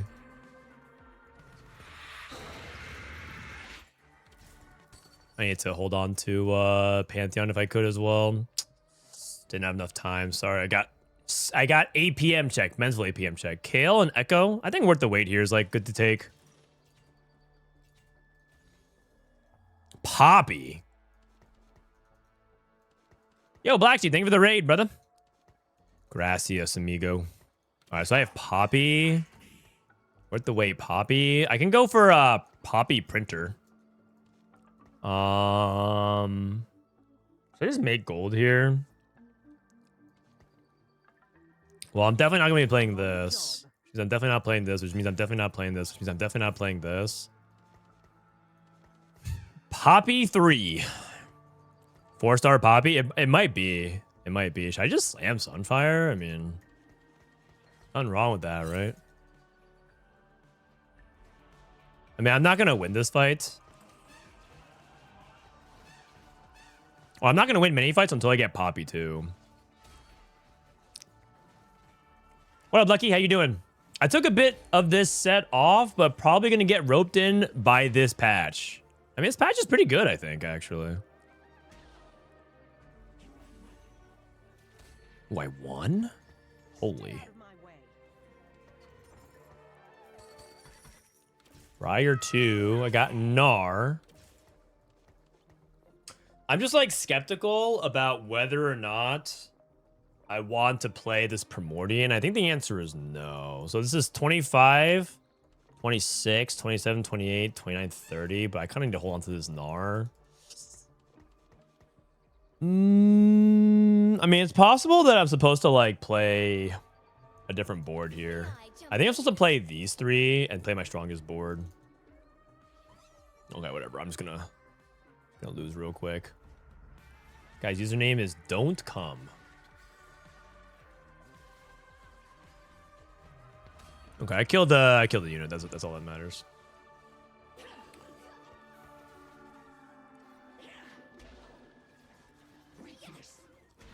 This patch is the most balanced set of set 17. If EFC on the patch, it won't change too much. Yeah, that's true. Yeah, you right. Yeah, you right.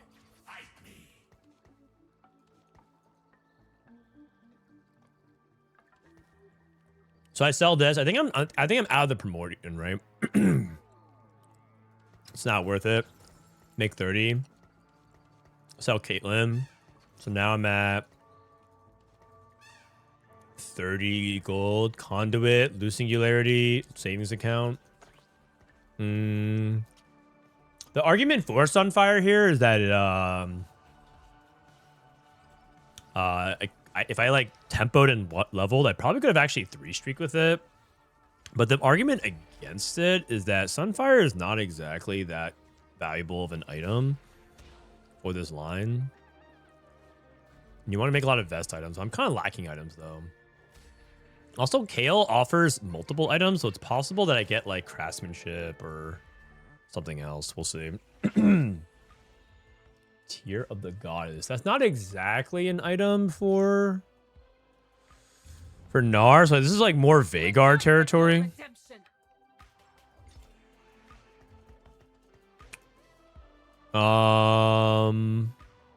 Maybe Bramble to start things off. Bow is also good.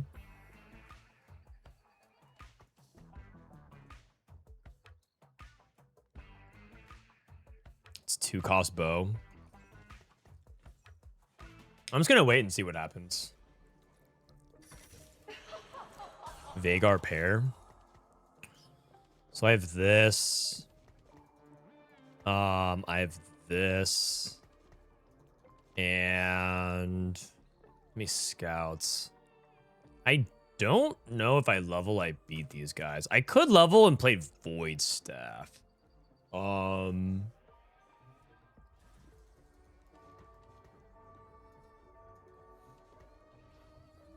think I'm just gonna chill here. I mean, Voice Staff's good, right? I think it's much more likely I'm playing Vhagar than I am trying to play around Gnar.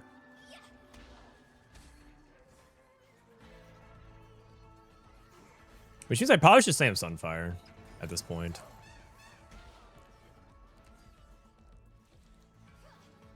I'm still preserving HP though, which is nice. Staying lower levels also gives me a chance of finding more poppies and more Vhagars, which is like not even bad. I think I sold like 6 Aatroxes. I could have had Aatrox too many times over by now.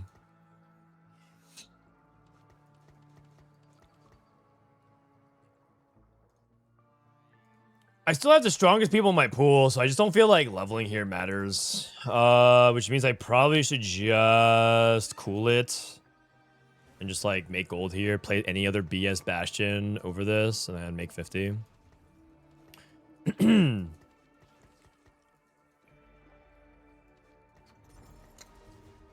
Is this guy also... This guy might be going Vhagar as well.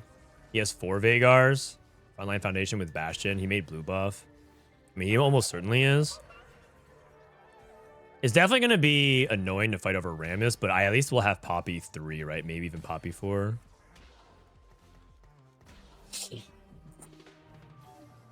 Isn't Jack playing Vhagar? 4 Vhagar, 6 Poppy. Maybe.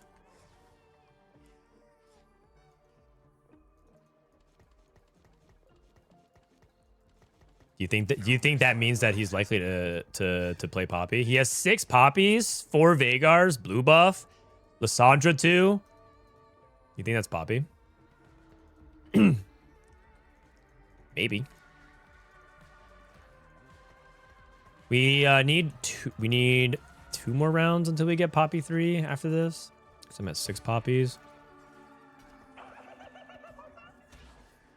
Worth the Poppy.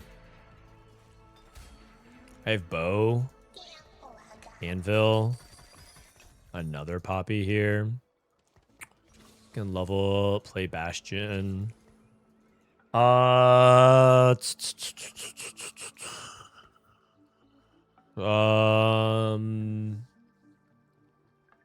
is this like Nashers and Bramble? Seems reasonable to me.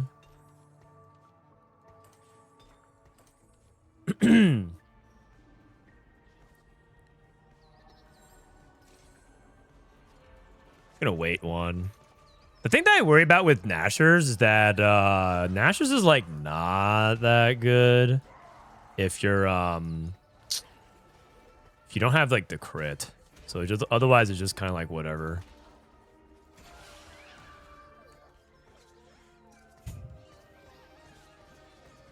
$76. This guy's also high tempo.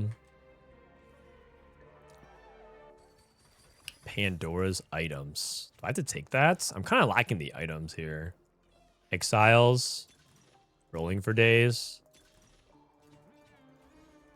So this actually makes it feel like I will be able to get to Nashers, which feels a lot better that way. 2 out of 3 Shepherd. 1 out of 2 Darkstar. No Voyager. So I guess this is fine. Why solo Frodan? Because this is my best tank, and so I just want the aggro to be on the tank. So I have this. Now I can go Nashers, yeah. And then just start playing towards JG. Or alternatively, I could try and like play around Riven and Corki and then reforge my items. That actually might be another line as well. Maybe instead I'm actually supposed to peel off of this and just play towards Corki Rammus. And I was supposed to save my items elsewhere. Because I actually don't think the Veigar print is like likely to happen. This guy took team building. What's up, Buttercup? I mean, do I win this fight? I won this fight. Rolling for days, send for Poppy and Veigar. Send for Poppy? I have worth the wait, Poppy. Belt's not bad.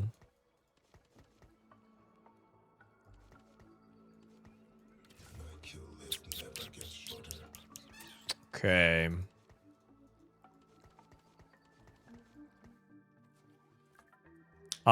Concentration into Zoe. This guy has loose singularity already. I actually kind of hope I lose this fight. It actually might help me a lot if I can like find a Rammus early. There's also a good amount of AP in the lobby, so this Bramble actually might not be very good.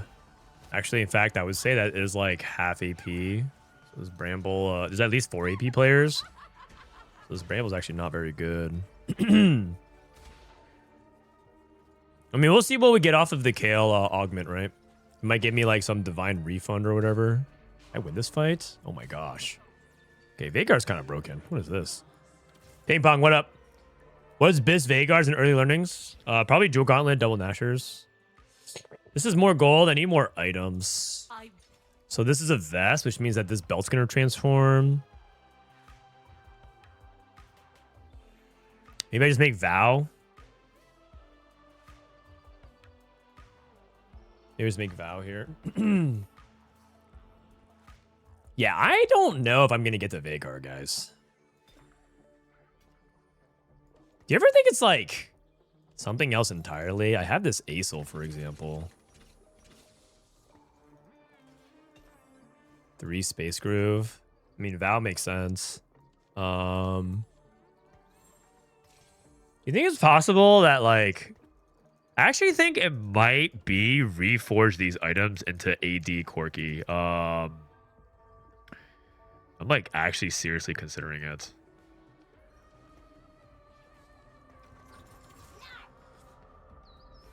Your ASO items are not great. I have Pandoras. The idea is, am I supposed to just Pandoras and Hail Mary to something else?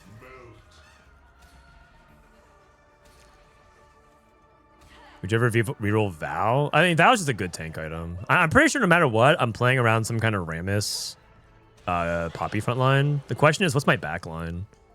And I'm on Veigar 1 right now. With like not a lot of prospects of improving until I print 7 Meeple. And I don't have early 7 Meeple. So I'm like not entirely sure how I want to navigate this. Another rod.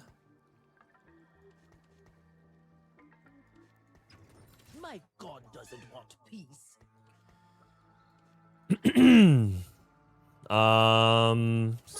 Fizz. I mean, Corki sounds good. It's possible that I could go for it. So I just have so few. Things. I guess I'm supposed to save the rod here.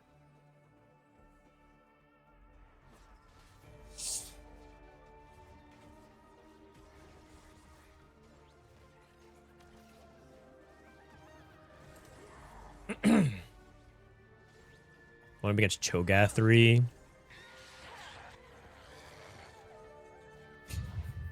Okay, so my option is to just like during the creep rounds reforge everything. Reforge all my Veigar items. It's just not ASOL here, so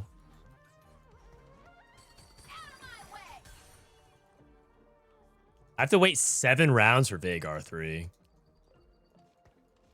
I'm kind of out. I think I have to play Corki. Just cuz I have 2 Veigars. That's just not going to happen, man. But what I can do is print for Poppy 4. Play for a frontline that way. I should have saved the sword. Glove. Nashor's JG.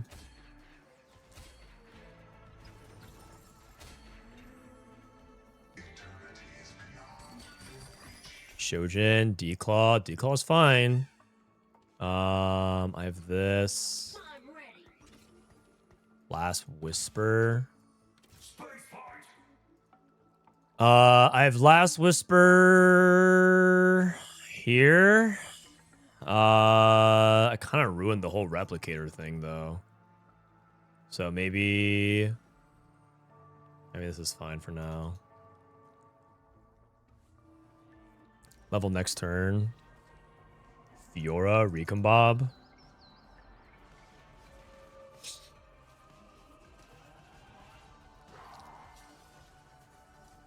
Did you know you can right click the cob and auto pit? Yeah, I'm just kind of like used to the way I do it. You guys think printing Poppy 4 is worth?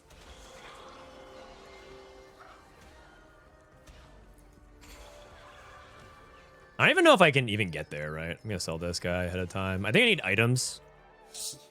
Electro Charge is decent. BT is acceptable. Best Friends. I think I like that better than Electro Charge.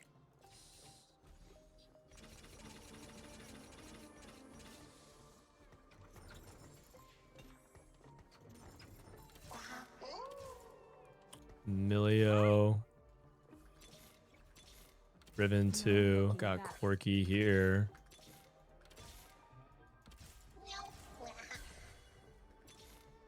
Milio 2. Where's the Rammus?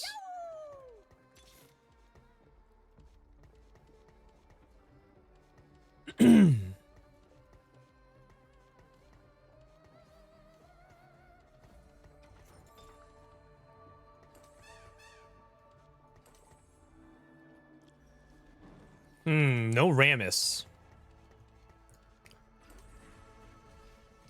How many rounds am I away from Poppy?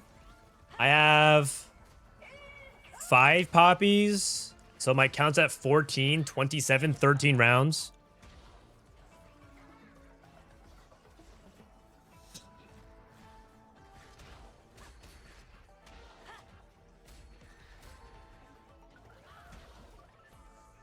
But then you can print it, so it's actually 6 rounds. Mech 2.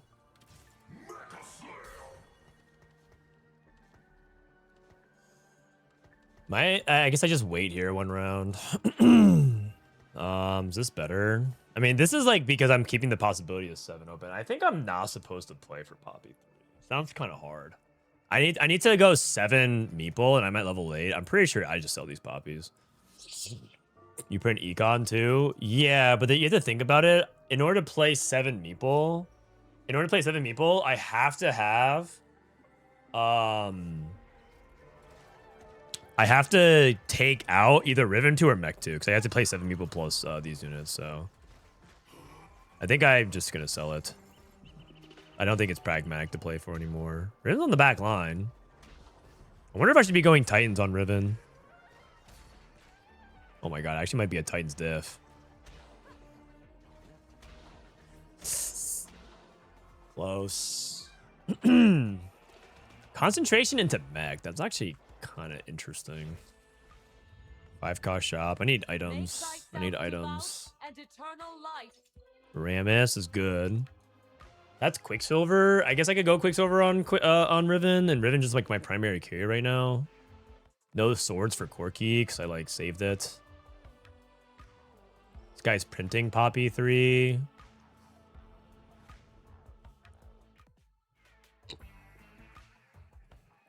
Samira 2, Ornn 2.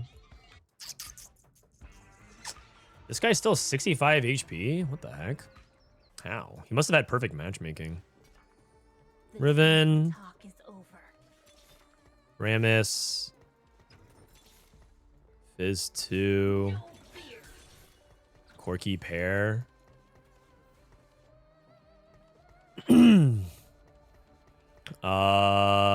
Sell this. I think I'm gonna go Quicksilver here. In fact, it's probably Last Whisper on Riven until I find better items for Corki. Because Riven actually has more AD this way. And Corki is just kind of a whatever. Just like holding random ass stuff. It's crazy that I take like KO, and I still feel like I don't have enough items. I think that's why a lot of people might be struggling right now. Is that I think a lot of people don't have items.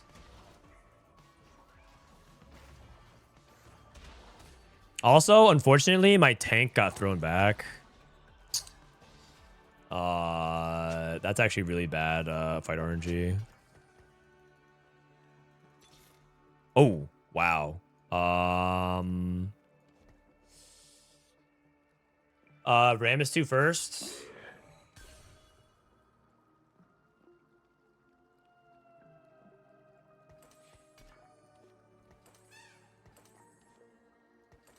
Ramus 2 first, and then lock, I guess. I can't get this no matter what, so. He's doing it again. He's going to scam high roll matchmaking to scam 4th. Me? I think I have actually some pretty bad matchmaking. I didn't queue into this guy while he was green to fast 9. I queue into this guy as he hits Acel 2. Oh shit. And then I also queue into the fast 9 player as he hits Vex 2. But this guy's in really big trouble. If he lost to my board, he's in big trouble. Oh, he's 36 HP. Wait, what? The unrighteous will burn. Rod, glove. I think I have to take this. Okay, so I have Morello, IE. Okay. So let's go. I could roll it with Pandora's, but I think I had to do. I also could. I mean, I need anti-heal, right? Yeah, it's Morello IE, I guess. Not happy about it. It's probably Last Whisper Corki, and then IE Riven. And this component can just roll.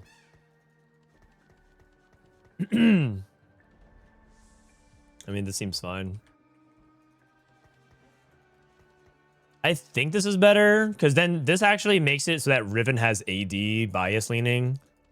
I also could make it where,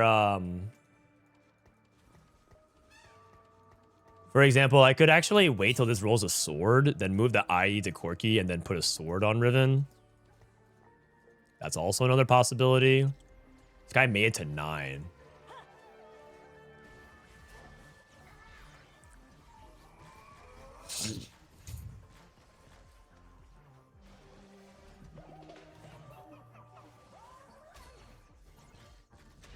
Oh, I'm just like 1 damage item on Corki short from like making this really, really good. Nice. That's actually a big time win. Big time win. That's a huge win, actually. Poppy 2. Extra tier. That tier could probably go on Poppy. It's probably pretty good just to have Poppy cast a little bit faster. I'll do that. Poppy casting is like a really big deal.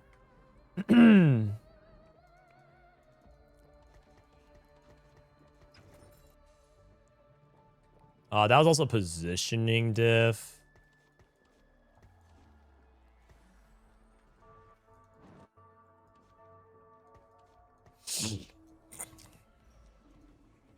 Okay. Oh, whoa, whoa. Why is Rammus over here? Oh, shit. That is not good. Also, Riven got immediately popped. Uh-oh.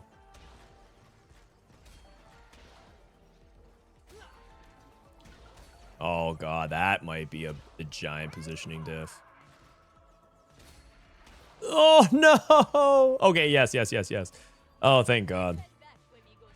Thank God. All right, all right, all right, all right, all right, all right, all right, all right. All right. I don't even know how that happened. I don't know how that happened.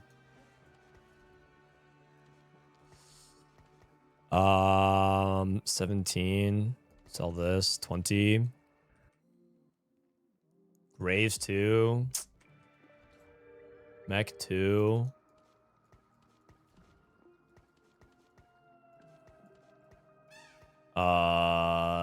Yeah, we'll see. We'll see.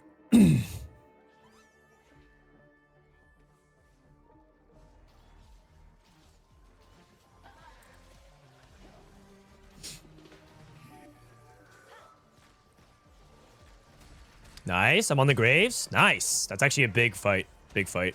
Swing. Big fight swing. Still doesn't have the Vex. Vex still hasn't killed the Rammus. Yo.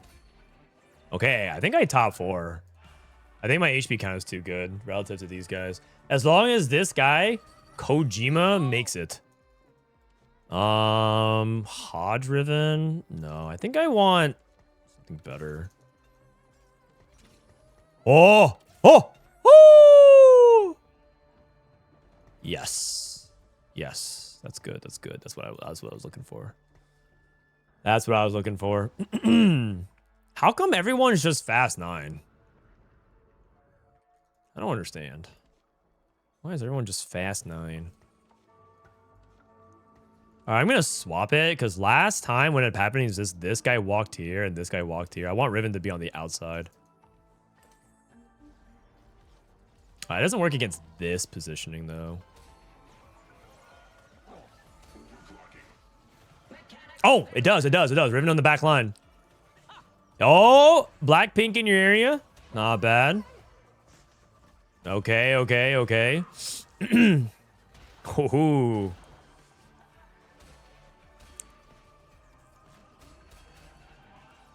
Wait, it's a top 4. It's a very clean top 4. Not bad. This streamer is so lucky. Me? Talking about my TFT luck? I got contested on Worth the Wait. How's that luck? I played this contested, man.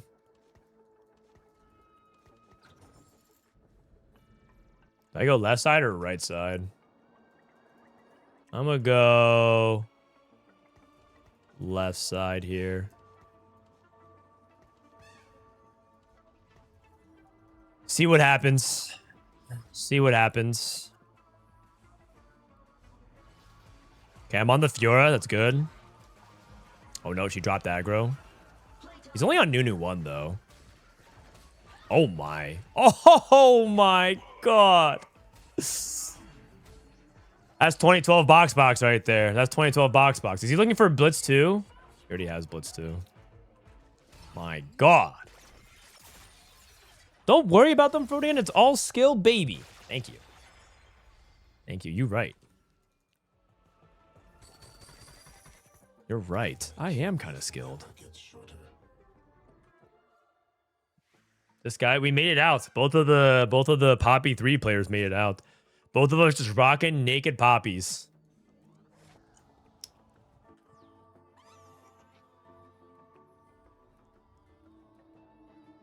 I like the best friend adjustments. They've been really clutch. It's quite good. Giving your whole team all this value is like quite good, I think.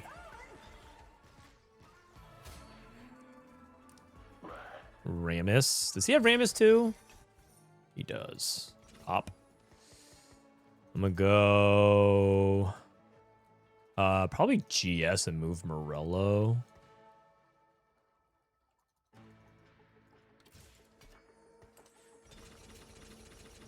Do this for now.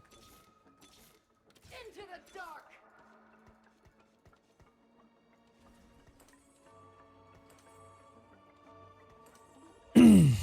Not looking at what side I'm on, so I'm probably on the wrong side. Yeah, I'm on the wrong side. It's okay. Riven can actually still wrap to the back this way.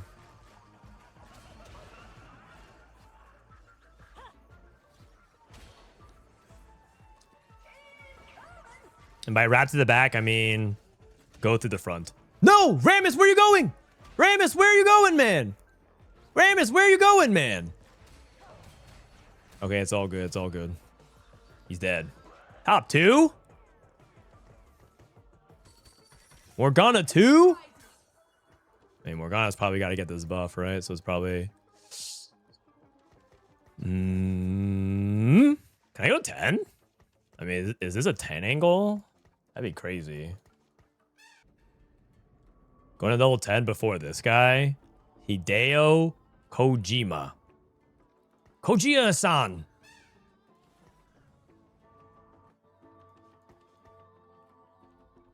Do it. Do it for USA. Yes, that is me. A man of much American pride.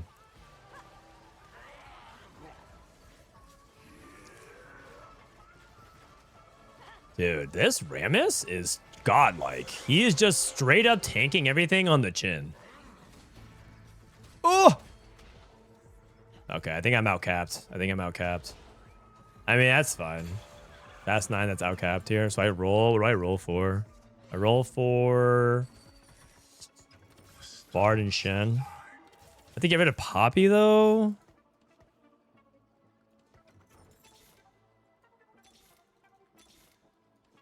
Sure.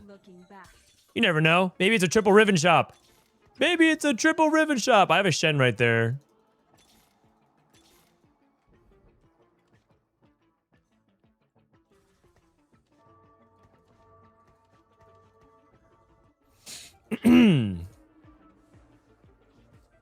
Okay, so my logic is I can't win the I can't go through the front door, so I have to go through the back door.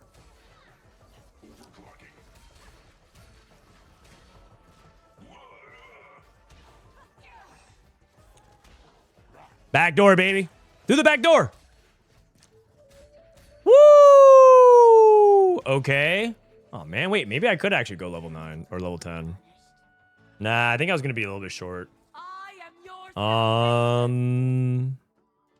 Last Whisper off. Let me pop this again. See what happens. Do this.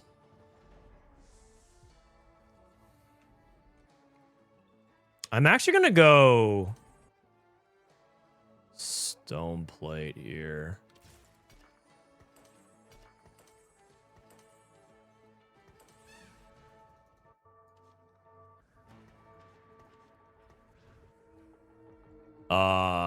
He's gonna throw my guy, but should be fine.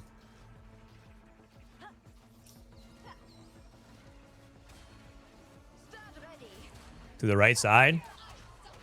Oh, through the window. Oh, my Ram is casting again. Oh no, but he walked into the neuter range. No, no, no, no. So close. Oh, I'm alive. Oh, I'm alive. Oh, man, I definitely could have gone to 10 then. I definitely could have gone to 10. Okay, okay. New plan. Check this out. Check this out. New plan. It's actually so subtle. He won't even, he's actually going to get completely bamboozled.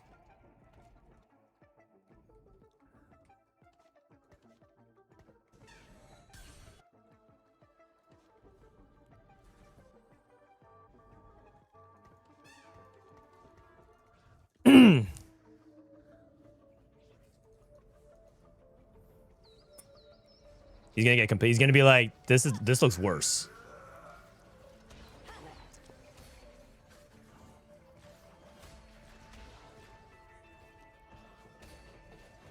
Okay, check it out. And the Riven wraps. Oh, oh, no. Come on, come on, come on, come on, come on, come on, come on, come on, come on. Ah, unlucky. That's fine. I mean, I almost beat a cat level 9 board. Okay. So what I tried to do very subtly was make the Graves AoE slightly worse, but it's okay. That board's like hard to beat, and I think he actually may have even got one more upgrade, so that's what it is. That was close. I will take a second. Not bad. We'll take a second.